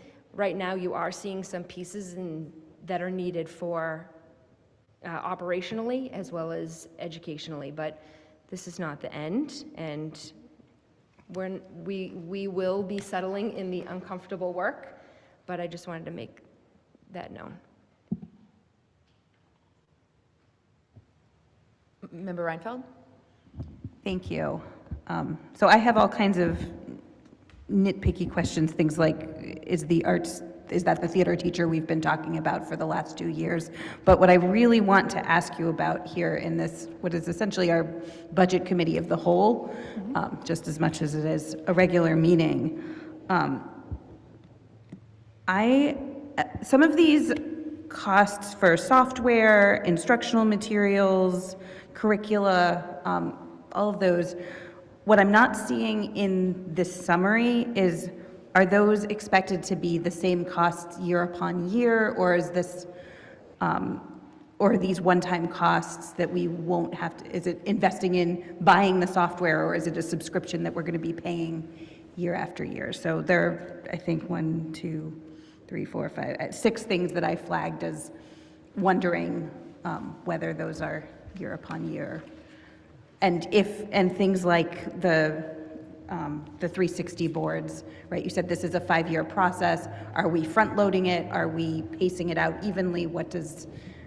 I would love to understand more about that for these items, the e-health software, the transitioning the servers, the instructional materials, robotics and ELA, the open architecture and technology upgrades. I got it, yeah. So regarding what you were talking about curriculum, for most of those would be a yearly cost. Robotics specifically, we know would be a yearly cost, a program that complex that we want to continue it. It wouldn't be something like a Holt Mifflin where we pay 3 years for it and we get to keep it. That would be a yearly cost. Another thing you had mentioned was the ELA program for the middle school. I believe that's still being reviewed on right now. But Right, again, I know there wasn't a specific there number wasn't a on that. specific, curriculum, But- yeah, that would, again, I would defer to Superintendent Dr. Talbot on that a little bit more when it comes to curriculum, but I know that they differ. Some are yearly costs, some are you buy the program for 3 years and you get to keep it. In that area, but there are some that are definitely a yearly cost that we're hoping to add to the baseline of the budget. Okay, that's important to know. And then my other question is, I'm wondering about some of these additional costs. I also wasn't sure about the term unavoidable, but things that are either coming off of revolving accounts, or there are some things that I understood to have been included in the infusion of override funds that were then going to progress, things like transportation, some of the CBA stipend type adjustments, all of those. And so I'm wondering, with the anticipation that there would be a 2.5% increase every year, why those are additional that we hadn't planned on before, kind of above and beyond a 2.5%. Yeah. So we, well, first of all, the first bucket of unavoidable expenses was unavoidable and including unsustainable. So Okay.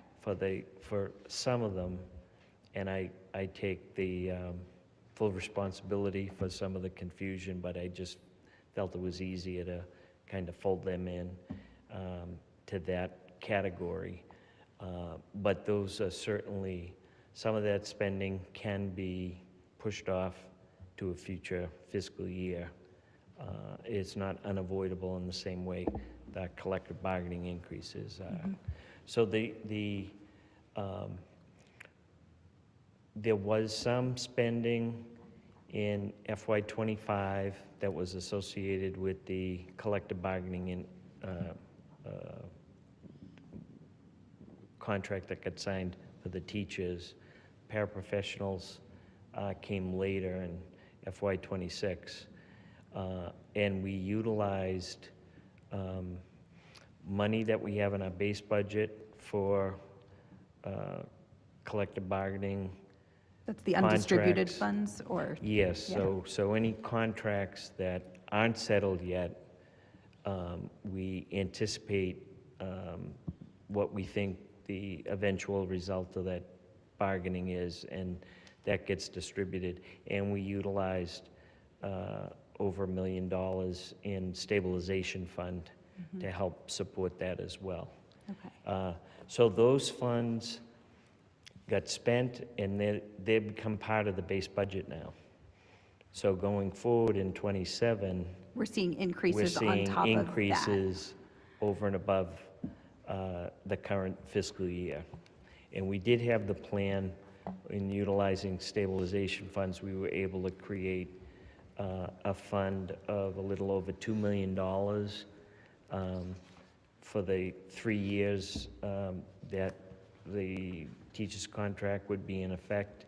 And then we're slowly reducing that, so we don't, we have, because that they are part of our base budget, we have to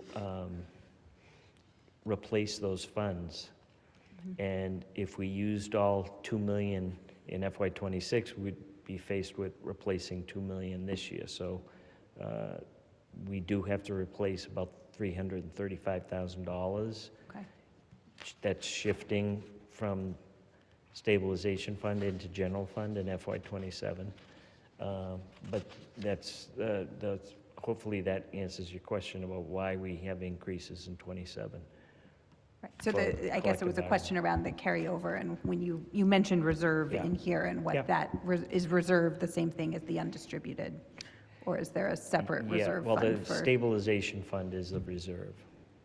Yeah. It's I mean, we might, we may call undistributed funds reserves too, but the there's a stabilization fund was designed to help fund the teacher's contract through the 3 years of their contract.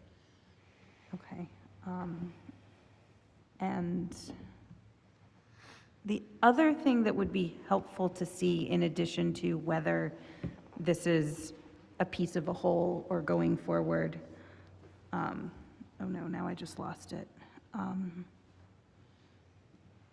Was actually, this is probably my homework to go back and look at it side by side with the spending, because I recognize there's a lot of right sizing here, and particularly on the revolving funds. I know it wasn't entirely fair to mention those because this is really the first time we've looked rigorously at those funds and where things are coming from and to on that.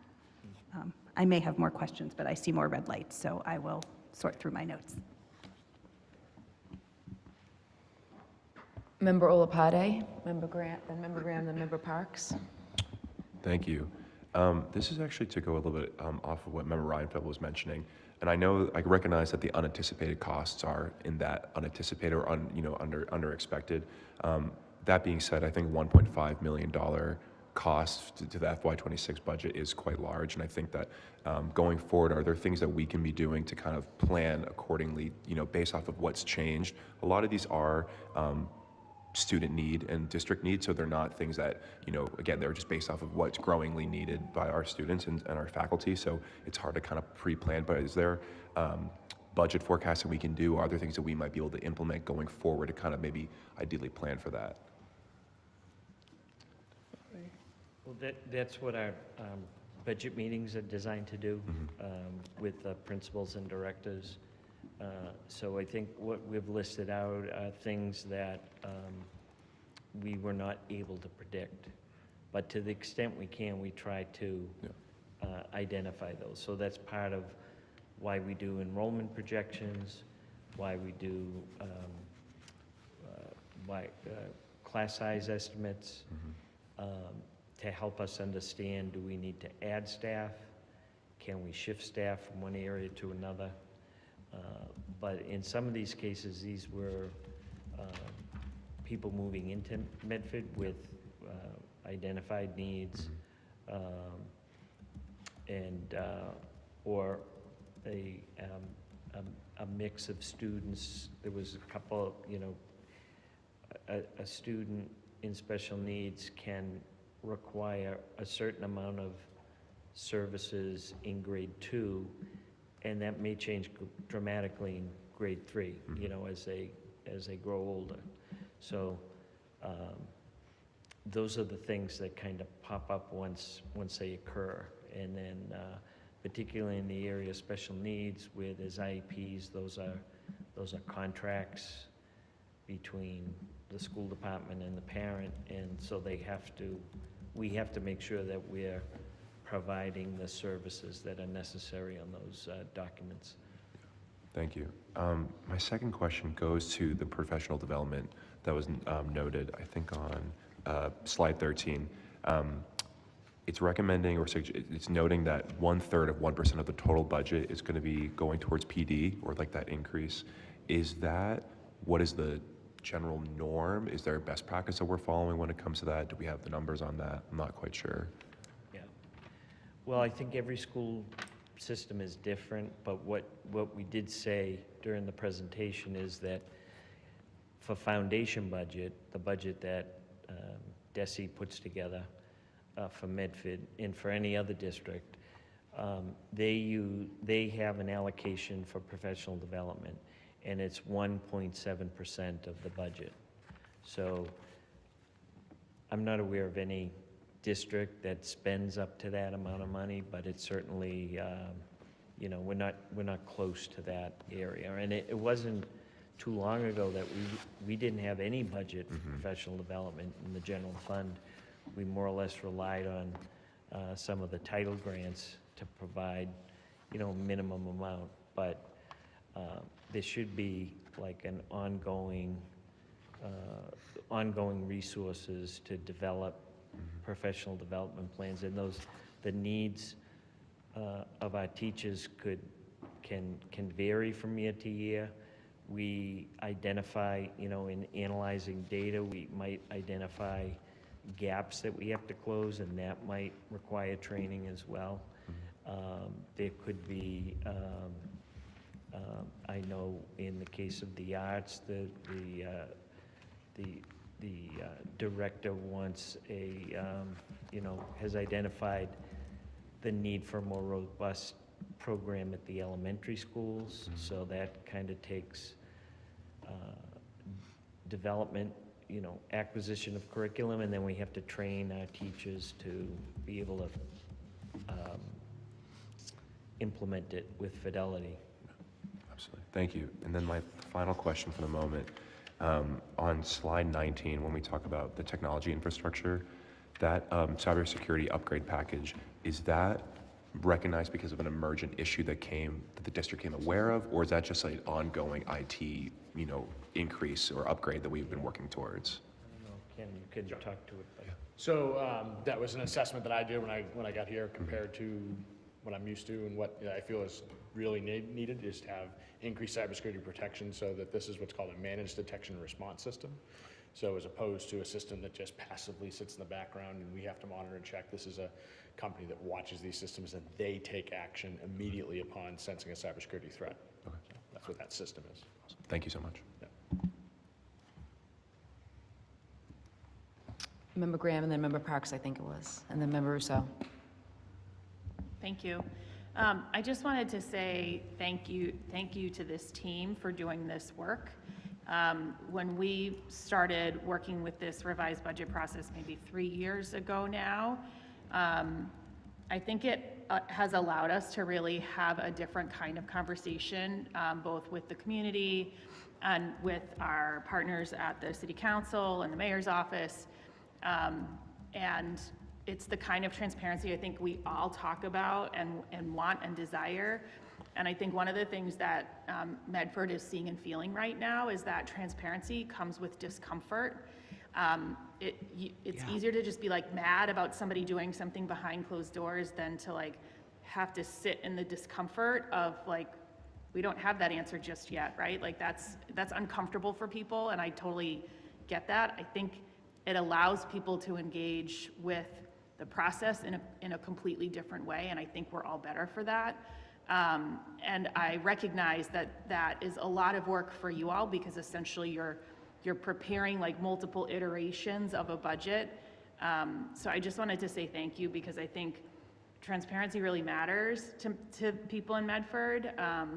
And it's a work in progress in terms of how we get there, but like it starts with all of you telling us plainly like what is going to help us meet our instructional vision and what are the obligations that we have to students. So I just wanted to say thank you for all of that. I think it's really, really, really important. And, you know, I just like mark in my calendar that April through June is going to be uncomfortable. Because it is. And it is every year, like good times, bad times, it doesn't matter, because the truth is our students always deserve more than we can give them. That's just sort of how this works. I wish it weren't. And I look forward to, you know, all the ways that, you know, government can work together federally, et cetera, et cetera, et cetera, federally, and increase funding for things that matter, like educating our future. So I just wanted to say thank you for the work. Thank you. I just want to say that you know, every budget has a story to it, and the story of this one was the unusually high number of unavoidable costs that we got tagged with this year and looking into next year. So hopefully that's not the new normal, but you know, that has the potential of like squeezing out all the other good things that directors need, that Ken Lord needs as well. So that's another reason of trying to get everything on the table so we can work collectively to come to a reasonable bottom line. Member Parks? Thank you. Just for clarification, the page 5, the or 6, but really I was just more looking at the addition of 8 paraprofessionals, the special education transportation, but it could apply to any of these. These are actual costs that were unanticipated this past year that arose, that are going to be carried forward in next year's budget. Yes. But we're not accounting for potential new costs that could arise or doing some percentage allocation into the requested budget. Is that correct? That And is correct. I'll finish my question after well, that. There could be one thing now we have our new transportation coordinator on board. What we want to do is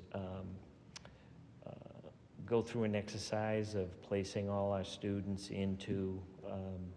onto transportation and to see, so frequently what happens when you get new students in, it can be difficult to get them assigned transportation with the current provider that we have, just because they're all booked up or they don't want to hire additional drivers depending on what time of the year it is. So it forces us to go out and look for independent contractors to fill that need. Now, there could be opportunities to get those students into transportation we're already buying. What mainly we tried for new costs that we haven't taken into account, we always try to keep a balance of circuit breaker funds on tap that's unallocated.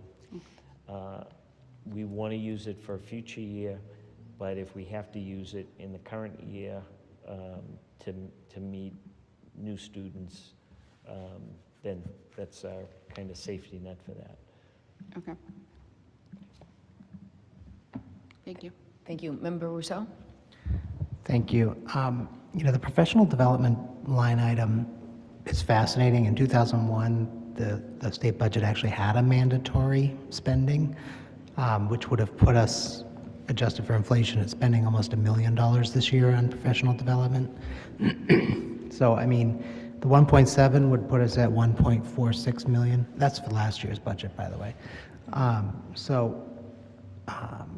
A lot of the stuff that we want to do in the district requires professional development. You know, a few years ago, I was going on about restorative justice, which is a massive professional development effort, multi-year professional development effort. And I know there's some of that going on, but we can't pretend that for $250,000 we're actually training up 800 employees in a way that would meet the goals of these providers of this instructional material. So I just wanted to point out that I mean, I don't know what the professional development budgets are everywhere. I'm sure in 2001, a lot of communities lost their minds when they were required to spend that much money, because if after 25 years we're still only coming to a quarter of what they thought was a good idea in 2001, that tells me that we are, it's sort of like our maintenance staff. It's like way out on the end of a bell curve of what's appropriate spending. I just wanted to make that point. The other thing, though, about how we deal with these unanticipated expenses, like the way a district that is well-funded and does that is they actually budget more than they need, and they put that into a stabilization fund, and it sits there. And then just like with, you know, like we don't have a snowstorm for a decade, and then you have Snowmageddon. If you budget for the amount of snow you typically get, then you're really in trouble when Snowmageddon hits. So we're still, in my mind, far away from being able to set up stabilization funds where we sit on millions of dollars waiting for the day when there's unanticipated expenses. I hope we can get there because, as everyone in this room knows, like when you have a surprise 20 students that need a lot of stuff, we will provide that even if the consequence is laying off staff. Like, we don't have a choice but to provide that, and we shouldn't have a choice. But without that stabilization option, we would perhaps come to City Council, or we would have a mid-year deficit and have to close it, which is a horrible idea, to have to go through that. So I do hope that this is not the new normal. I feel like we won't know. My question, though, I did have a question somewhere in all that, was are any of these things, these unanticipated expenses, well, let me rephrase that. Does the size of these unanticipated expenses, any of that related to tariffs or inflation? That you know, I mean. No. No, okay. No. Well, No. good. But I should say, too, that the spending is occurring all throughout the year. So what we presented tonight is the fully annualized cost of Right. those, of that spending. And that is not the hit on this year's budget. Okay. Although we're having to address that, you know, as in our budget projections. Yeah, I mean, the way I feel like we typically are also solving this is we're not hiring critical positions we need because we won't have the money if we do. And, you know, we have school committee, and we have superintendent goals, and a lot of that hiring is a big part of meeting those goals. So not hiring people because we're going to run out of money because of unanticipated costs is really pushing us, you know, is not meeting our goals. And it's really hard to, you know, when we look at the actual budget book, we'll see a number of positions that say, you know, unfilled or whatever the language is. And I think that, like, we don't really have time to get into that level of detail in these meetings, but like the consequence of not having those people is real. If it wasn't, we wouldn't even budget for them, right? Like, we're not hiring extra staff to stand around. So I don't know where I was going with that exactly. It's getting late and I'm hungry. So thank you.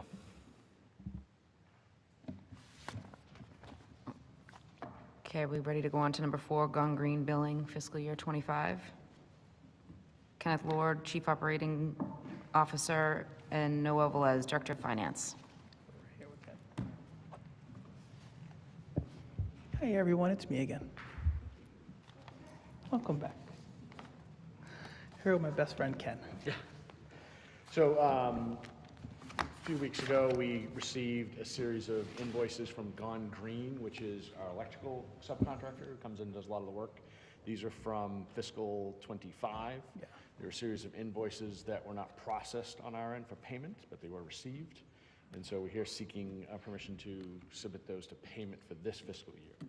So we do need your approval and City Council's approval in order to pay something out of this fiscal year that occurred in the last fiscal year. These invoices, it's not entirely clear to us where the failure was. We know what happened.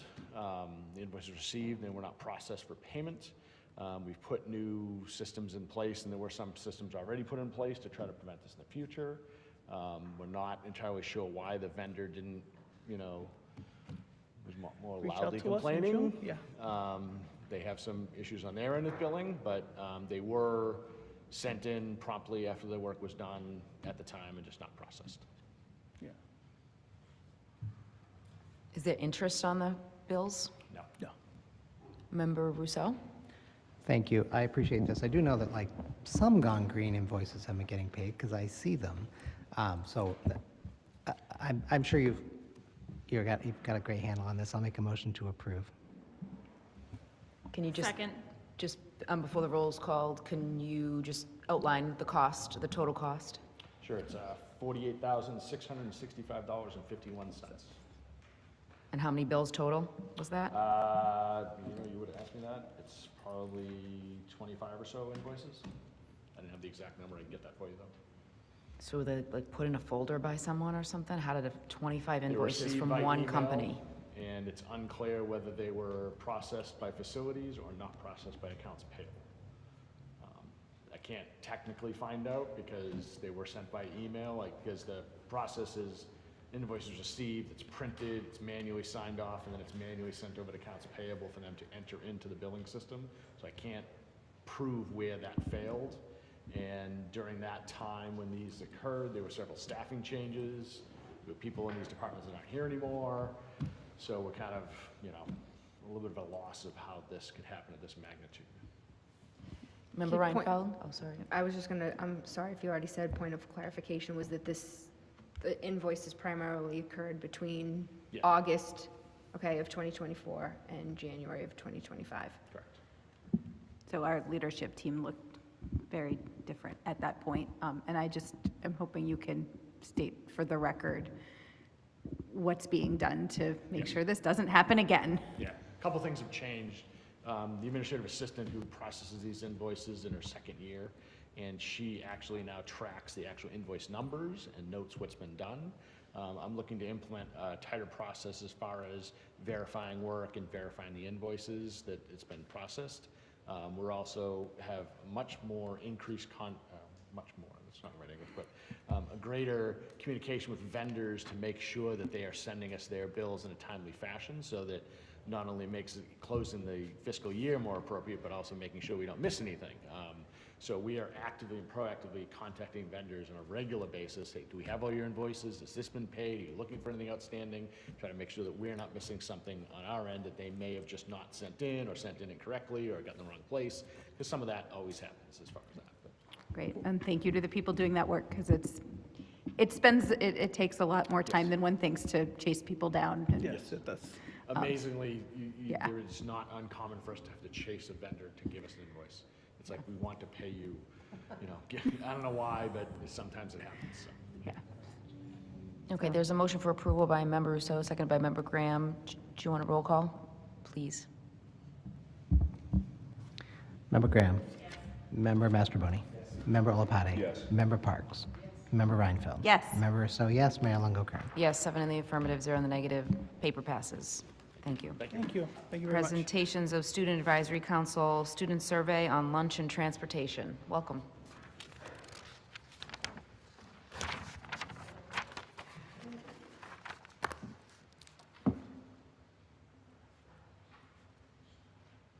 Hello, everyone. We'll try to be a bit quick because we know how late it is, but it's also an important thing to talk about, so I don't think that we want to rush too much. We sent a survey a couple weeks ago, just sort of trying to gauge the pulse of student opinion on the state of buses, on the state of school lunch in light of the schedule changes for this year, as well as the implementation of bus barriers, continued implementation of bus barriers. We just wanted to see how these changes sort of affected schools, students in the district, as well as sort of evaluate what changes needed to be made, could be made, or what concerns may or may not already be being addressed in the district. So starting with maybe our lunch survey. These were two separate surveys. We should have the response numbers on these. So we wanted to sort of see how much kids were getting school lunch. And a pretty sizable portion of students get school lunch every day. So that means that anything that affects the quality of the lunch experience is going to be affecting a really large portion of Medford High School students. If you go to the next slide, it's a bit more clear. We sort of broke it down into ranges just to be a bit more readable, rather than each number 1 through 10 being in a separate category. But this is the same data as the graph before.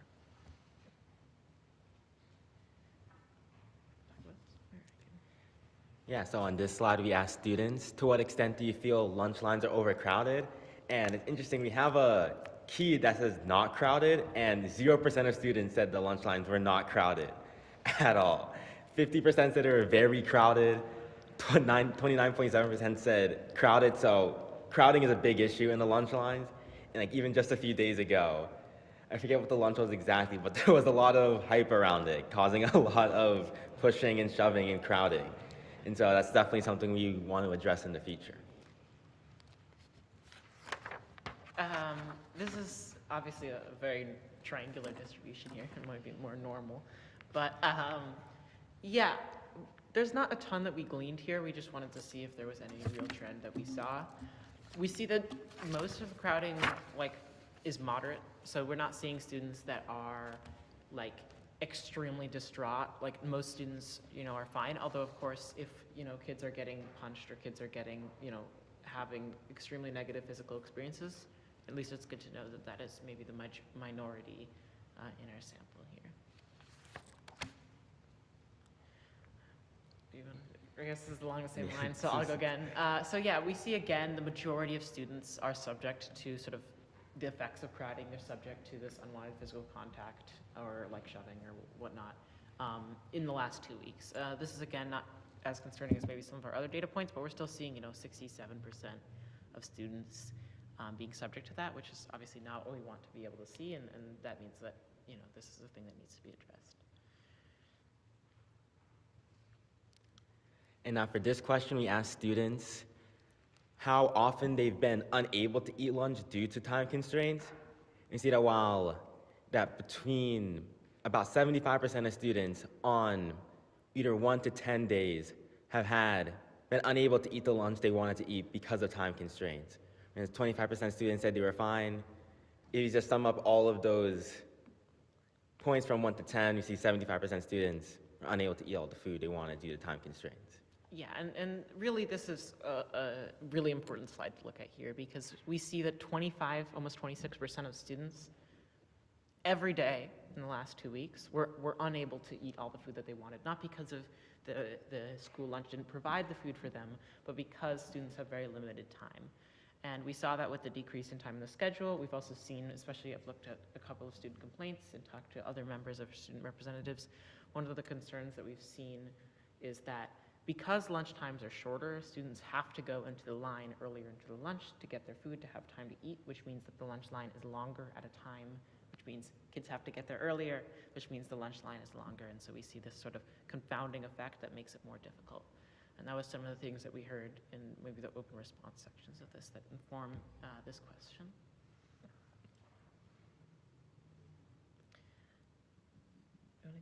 Yeah. Then we asked students, would they think railings or belt barriers would improve the state of the lunch lines? Because currently it's kind of just this bottleneck that happens where you have at minimum 3 different lines kind of going into the narrow doorway with people coming in from all angles trying to get lunch in time so they can't have time to eat all their lunch. You see about 73% of students said no, they don't think it would improve the state, and then 26% of students said they would improve the state. Yeah, so again, this doesn't seem like the best solution, at least by popular opinion. So we would be looking at maybe other possible answers to this issue, and we heard a couple of them in open response. I think what are some final main takeaways we took for student lunch? Of course, there was complaints of food and all of that sort of stuff, but we also understand that that is not really the things that we'd be looking at to solve in the short term, things that are, we want to look at things that are obtainable. We want to identify where the real problems areas are. We want to try to enable a better lunch experience for students of Medford High. And so looking at our data, looking at all of the open response questions, I think I'd really, again, like to accentuate the fact that because of purely time constraints, students aren't able to eat the food that is provided to them.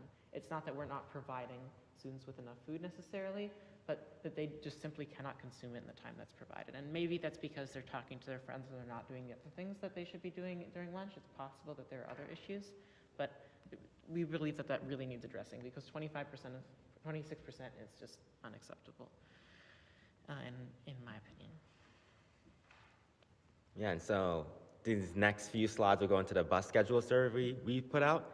At first, here are just a few demographics about how students get to school, with most students taking the bus, either the yellow bus or the MBTA in the morning, with 60% of students, and then walking is 10%, car Our carpool is like 51%, bike 4.8%, and then There was some some others, others. yeah. Yeah, just 1%. You can select multiple ways you get to school. Yes.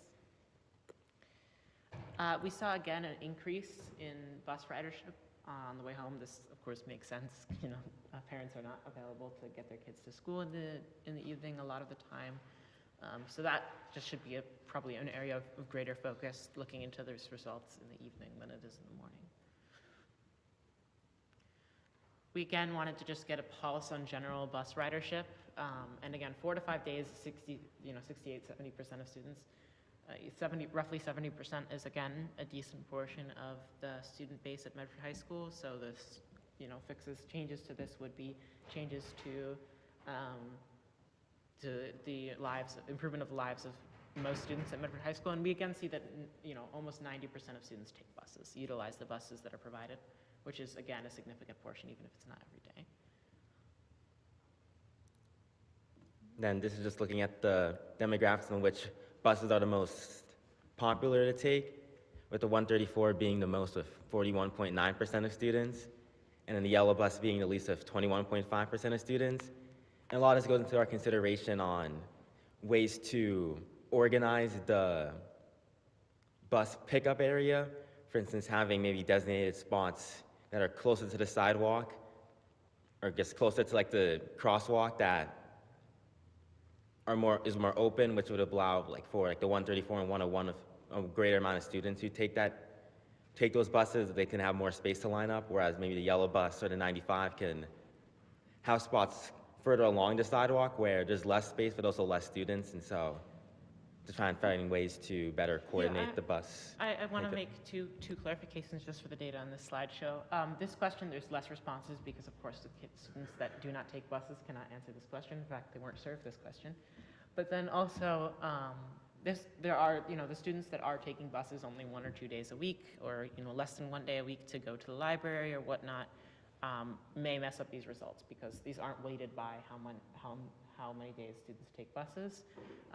So this might be some of the reason why the 134 is higher, just because it goes by Medford Square and the library, but we still think that it's generally representative based off of other data. Also, just for representatives that haven't surveyed the way that the bus system works just in front of our school, haven't been there, because I think that, I'm not sure just who is aware.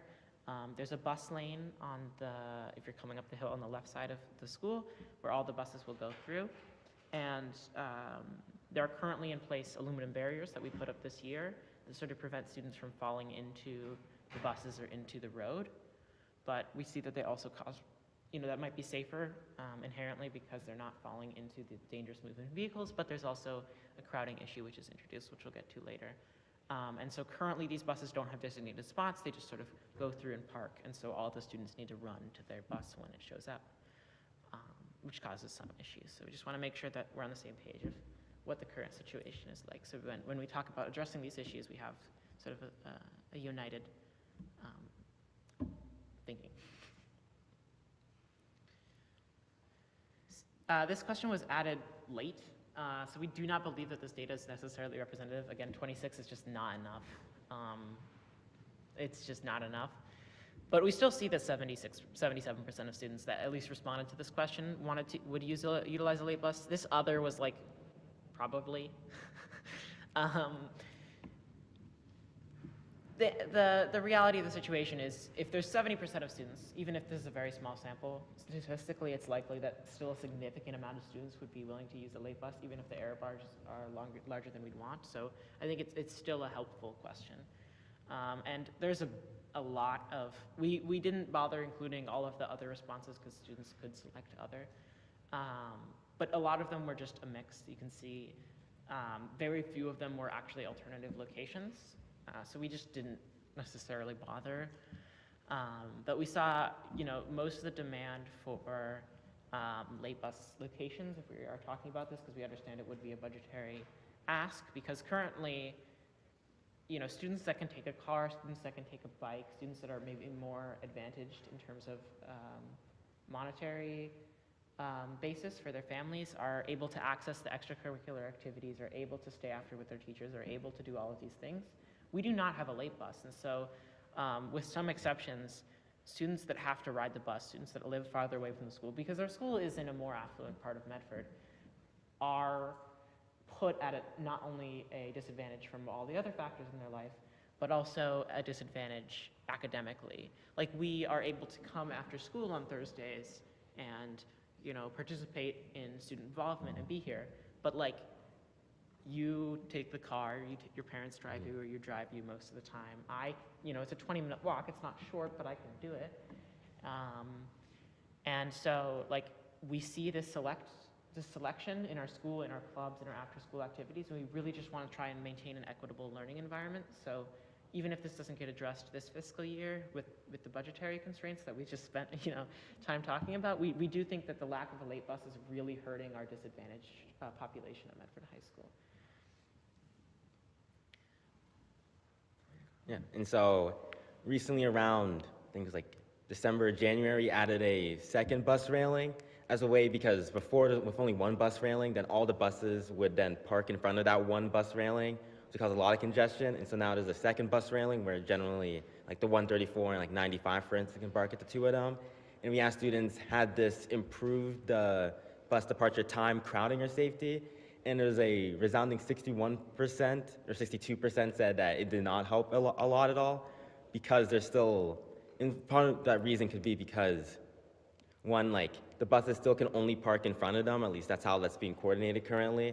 And so there's still a lot of crowding. That's like one of the big things we saw in the responses, how there's just a lot of crowding, a lot of bottlenecks that happen at those two railings. And we also see that, like, even if a student's bus isn't the one that's pulled up, they still want to like stand in front of that railing to make sure that they have a spot for when their bus comes. And so there's just a lot of congestion, a lot of just like human body density that happens at the bus railings currently. Yes, and again, because the buses don't have designated spots, if students want to have first positions on their bus, be able to sit comfortably down, which of course the students want to do on their long bus rides home, they need to be ready by the bus railings. They don't know which bus is going to come. They don't know where the buses are going to park. And so when, you know, I saw today, literally outside the school when I was leaving, the 134, I believe, no, 101 was very late. And so you had a bunch of the kids sitting around, and then when the bus pulled up to one of the railings, this sort of cloud of kids ran into the other people that were waiting for the 134. Because they don't have designated spots, and so students just have to sort of move as a group to the location. And so in these sort of other categories, we saw either sentiment of like it didn't improve significantly, or we saw that like there was still significant crowding because of these issues that I just talked about. These were the main sort of other responses in this category. We couldn't include them all, but those were generally the sum of what they were talking about. Here, going along with this idea, we see a lot of, significant quantity of students think that individual locations would help. And this is with still bus railings, which the students were saying were not beneficial before, right? So that negative percentage, we believe, is at least significantly attributed to students that were previously, you know, saying that they didn't want bus railings. And almost all of the other category here were people saying, yes, individual locations are good, we just do not want the bus railings present there. And so we think that we would like to do another version of the survey just without the railings, ask about individual locations, but based off of, you know, anecdotal student opinions, we've talked to a couple other students, and just based off the results of this forum, we feel like as, you know, a lower cost option here, of course, require coordination with the MBTA, but just like in the middle schools, if we can just designate certain portions of the sidewalk area to the outside the, what is it called? Like that courtyard? Yeah, the West Courtyard? The West Courtyard. If we can allocate specific areas for the 4 different buses outside the West Courtyard, I think we and most other students believe that that would significantly help aid in a lot of the issues we see with buses, as sort of more easily implemented solution. Thank you. I love that you did a survey and are telling us what the students feel is necessary and issues and concerns. I really appreciate the presentation. If there's any questions, Member Reinfeld? Not questions so much, but just to say we just met our new transportation manager. Yes. Obviously, she's new. I assume you've met with her, but some of this on the bus front certainly seems like it could be very quickly pilotable And I would love to see the results, because the late bus, we talked about that on I think it was our Zoom-only meeting. So I'm excited to see that analysis once our new transportation manager kind of gets feet under her. I don't want to throw everything at her the first week. We understand. So I'm excited about that there's really clear, actionable things. My question on not a question, I promise, on the, no, it's a question, I'm going to ask it. So there are questions of time, there's questions of space. Time turns out to be one of those really complicated things with lots of ripple effect. But the space question is interesting. I think we heard some strong feelings about railings, particularly in cafeterias. I have all kinds of questions about how this applies at the elementary school. But the question for you is, we are currently thinking about a new high school in Medford, and there's an opportunity. And so I guess my question is, what advice would you have to the design team, knowing that we are still in that collecting input phase, or maybe this is something you could write up and send separately, but what would the student body of Medford High School want to see in the cafeteria? Or maybe you've already had that conversation with the architects, I don't know. But this seems like a great opportunity to look at the space that's needed, and are there ways to improve that traffic, that crowding, that physical contact by changing the layout? Yeah, we definitely want to I think we'd want to do another plebiscite, another survey, because the cafeteria question is hard. If it was easy and it wasn't cost prohibitive, then it would not be a problem. And some of the issue of the cafeteria is the design of the cafeteria space. That is most certainly true. Students have to go to the far side, and then when they come out of the cafeteria line, they have to intersect back with the crowd that's already there. So there isn't capability for sort of smooth flow. Sounds like the driveways at the high school. Sure. Yes, that is an apt comparison. And then I think this is, it's maybe, I think buses are a bit easier to talk about just because the student opinion has been more united in terms of possible solutions. I think we always have a dissenting opinion whenever we do anything like this. It's just how it works. But we don't know what that's like on school committee at all. Sure. Of course. Never heard a negative voice ever. No, but, I think that buses are a bit of an easier problem to address, and that also goes into the traffic flow conversation, because if we're expecting, buses to be lining up in parallel, on the bus lane at the same time, which we do see, but they might need to pass each other. Right, that's a whole nother consideration. They do that at, the Andrews to some extent, but it's just, I think the current causeway is wide enough. There are considerations, of course. I think that it is difficult to give you concrete stuff right now after, a preliminary survey, but that is certainly, I think, important feedback that could be provided, and we would love to, I think, provide a write-up or something like you were talking about. Thank you. And then the other piece I would just urge you to keep in mind with the buses and transportation is thinking about the safety components of people who aren't taking buses and walking, biking, and all of that. I think the good thing about the way our school is currently set up is that the West Courtyard is not the only exit that students can take off the campus. In fact, I don't even think it's the least, it's not even in many cases the closest exit to the bottom of the hill. So students that are walking, students that are taking their bike often exit out of the front entrance of the school, because then they do not have to deal with the crowds. Make that more explicit is probably a good idea. I think that, it is certainly an issue. There is a choke point, at the, would be the south corner of the West Courtyard, trying to triangulate, but the corner closer to, the main street, because that's kind of where the buses pull up. Students have to sit there. So we just want to try and, I think when you talk about bus ridership, and this is the reason why we did this question in the beginning, is we want to move the higher volume buses into the inner two spots, as the middle two spots next to the courtyard, so that those students are in that, location that can house more, rather than just being on the sidewalk, which is, rather skinny and could provide congestion issues. But yes, safety is very important. That's why the bus railings were there in the first place, and so we still have a bit mixed feelings on that, because even if they're causing worse crowding, if they stop students from, getting their foot run over by a bus, I know that was a problem, a couple years back. maybe they're still worth it to have in place. Great. Thank you so much for the presentation. Dr. Galusi? I just have one quick question. You mentioned maybe potentially doing another survey. On this original survey, do we get a sense of was there a question that asked the grade span? I noticed participation for the lunch varied between 118 to 128 responses. Do we know what that breakdown was across the 1,200 students? Like, was one particular grade? Actually, we could pull that in from, I think we didn't explicitly. We can actually pull some of that information. We didn't include it on the slideshow because we didn't think it was particularly insightful. In fact, there were quite a few questions that weren't necessarily included. But one of the things that we sort of asked was if students felt that the lunch lines were longer or like shorter or meaningfully different from previous years. We saw very mixed results on some of that because a lot of the, of course, generally longer was the consensus. But we, there was of course an option for students that didn't go to school last year, so we can certainly pull the ninth graders out. But yes, that is something we'd like to do sort of going forward is look at those demographics. But no, unfortunately on this survey we do not have the information, but that would be a consideration for follow-ups, and I think that is important. So thank you for bringing that to our attention. Thank you. Yeah, thank you.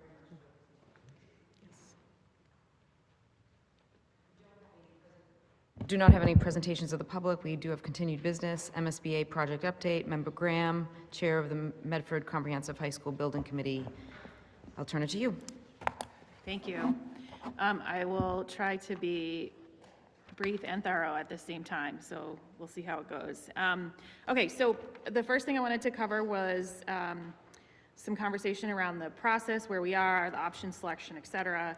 So as I think you all know, the MSBA asked us to move more quickly from 29 to 3 to 5 options or so than we originally anticipated, so we have done that. We have notified the MSBA. They've acknowledged that they received that, and they are now working through providing their feedback on our PDP submission. So all of that is happening, and we're expecting answers from the MSBA in the coming days. One of the things that I think is noteworthy about the 6 options is that I don't think there was any clear favorite, like in all the discussion. I don't think there is a clear winner of any of these options if you are just thinking about like the thing that looks like it's going to work the best for us, because it's a really complicated site. What the 6 options do, though, is pretty comprehensively allow us to explore all the facets of what's possible on the site. So I'm excited about that. We did hear from the committee lots of questions about things like, could you explore this without needing modulars? Could you explore this option to look a little bit more like this other option that couldn't go forward, which is all like exactly what happens at this phase of design. Earlier today, I did send a form out for the building committee to provide that kind of input to the project team so that the project team can either integrate that into their next iteration of design or provide some documentation about why it can't, or it's not possible, or it can't. So all of that is happening right now from a selection perspective. We don't have plans to like pare down from 6 before we get to 1. So we'll go from 6 to 1 as our next plan. Between now and then, a couple of other important things will be happening. First, we have also today asked for the building committee to provide any suggestions that they have for space changes, whether that is adding or subtracting from the space summary.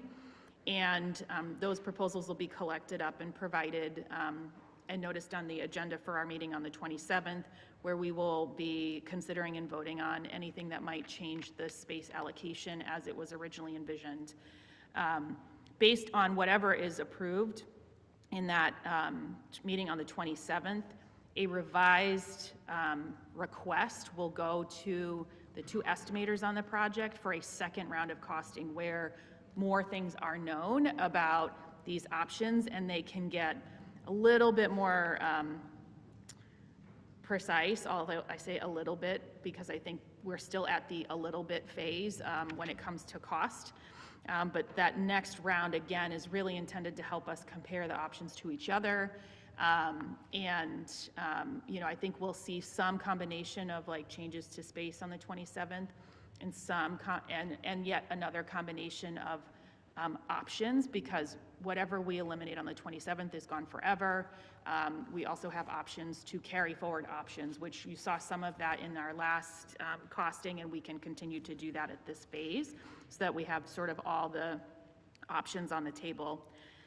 The group is also slated to come to our meeting here on May 4th with an update, and in particular, if there are any edits or comments from the MSBA about the ED plan, which again is the purview of this committee, I would envision those being surfaced on the 4th. We do have a series of upcoming community events scheduled. The next one is on the 15th. Last week, I also spent some time in the recording studio with our CTE students and Matt, and we actually went and did like a little like, you know, virtual walking tour of each of the 6 options, and we sort of talked a little bit about what's to come for each of these options. So what is the option? What are we seeing in the picture? What is possible? What's not possible? Just to give people an orientation of the 6 if they haven't tuned in yet, so that people can watch those. Our CTE students are editing and preparing those now, so you should see those in the coming days, which is super exciting. We also are working on, in addition to our community forums, a list of events across the spring where we will be out in various places in the community, so people can come and ask their live questions. We are planning a trip to the senior center, and a mailer that will go to every household in Medford. And then I think the sort of last bucket is maybe like a catch-all, and just a couple of other things happening last week. Thanks to a suggestion and some guidance from David Tedisco, who's a resident, we put in a federal grant request for $3 million to fund the Medford Family Network space in the Welcome Center, at least I think substantially based on the current numbers. Whether that goes forward this year or perhaps like primes the pump for next year, I think either way, I will take $3 million. We did meet with Medford Rec today, and we were talking about the pool and the options for the pool and some of the things from a more visionary perspective that our pool experts here in Medford would like to see us think about and consider. And Kevin graciously also offered to begin looking for grant funding for the pool.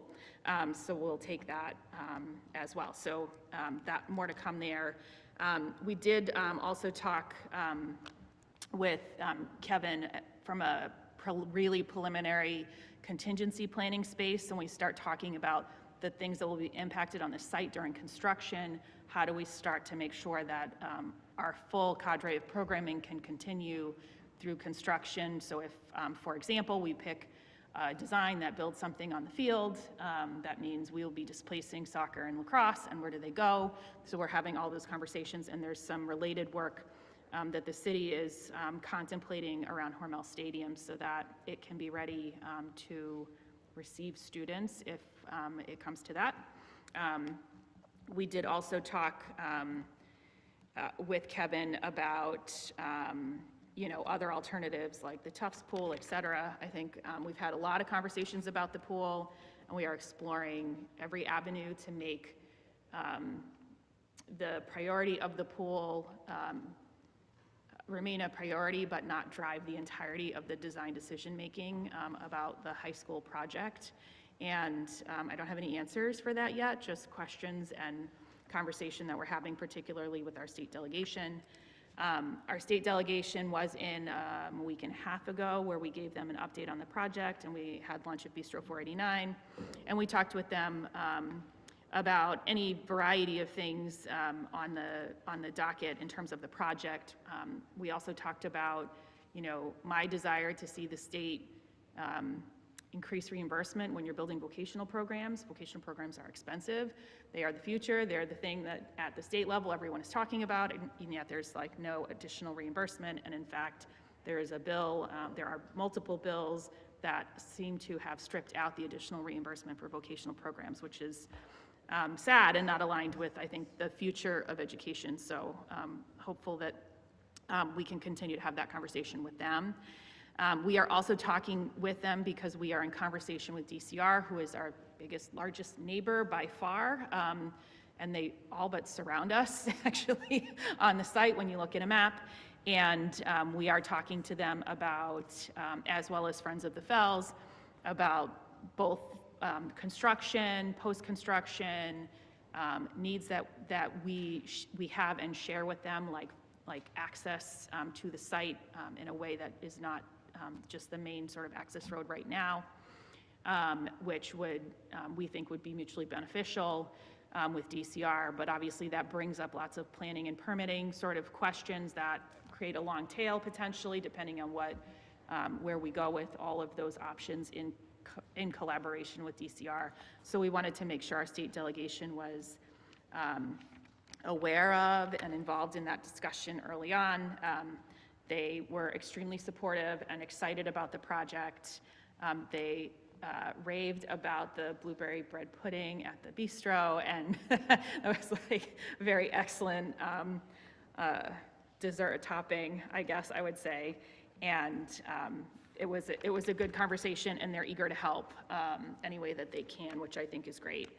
I think other than that's sort of like an as fast as possible like roundup of everything that's going on, but there's like literally tons and tons of planning going on. I know that the SMMA is talking to the city's traffic engineer about some exciting things that the traffic engineer is suggesting in terms of the entrance and exit. This next phase of design will also allow us to look more carefully at circulation around the building, which will improve traffic flow on and off the site. It will plan for things like where do buses go, where do people go, where do cars go, where do bikes go, et cetera. So much to the point of the conversation that our students were just having with us. Our site was not planned for any of these things in mind, and I think the most exciting thing that I heard today was that after a pretty thorough walkthrough of our pool space, if the pool remains in its current location, there are some options to still improve that back corner of the building if circulation around the back corner remains an issue that I don't think anybody was really thinking about before this detailed walkthrough. So that was exciting, and it would not impact the size of the pool, et cetera. So much more to come on all of this, but just mark your calendar. The 4/15 is our next community forum. 4/27 is where we'll take up space change considerations and proposals. And then the team will be here on May 4th to talk about any feedback on the ed plan. Questions? No, thank you for the presentation.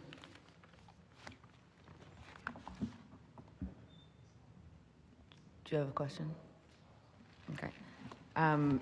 We don't have any new businesses or reports requested, but we do have a couple condolences. The members of the Medford School Committee express its sincerest condolences to the family of David P. Skerry, Medford High School social studies teacher, Best Buddies advisor, unified basketball coach, and former varsity basketball coach John Skerry's father.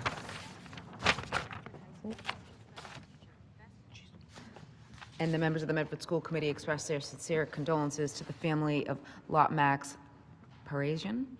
Lot Max graduated from Medford High School in 1978 and served the Medford High School community for many years, most recently as a security monitor from 2019 to 2024. If we all may rise for a moment of silence, please.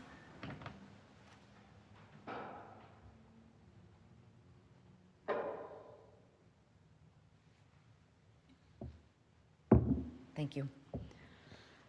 Our next regular meeting will be next Monday,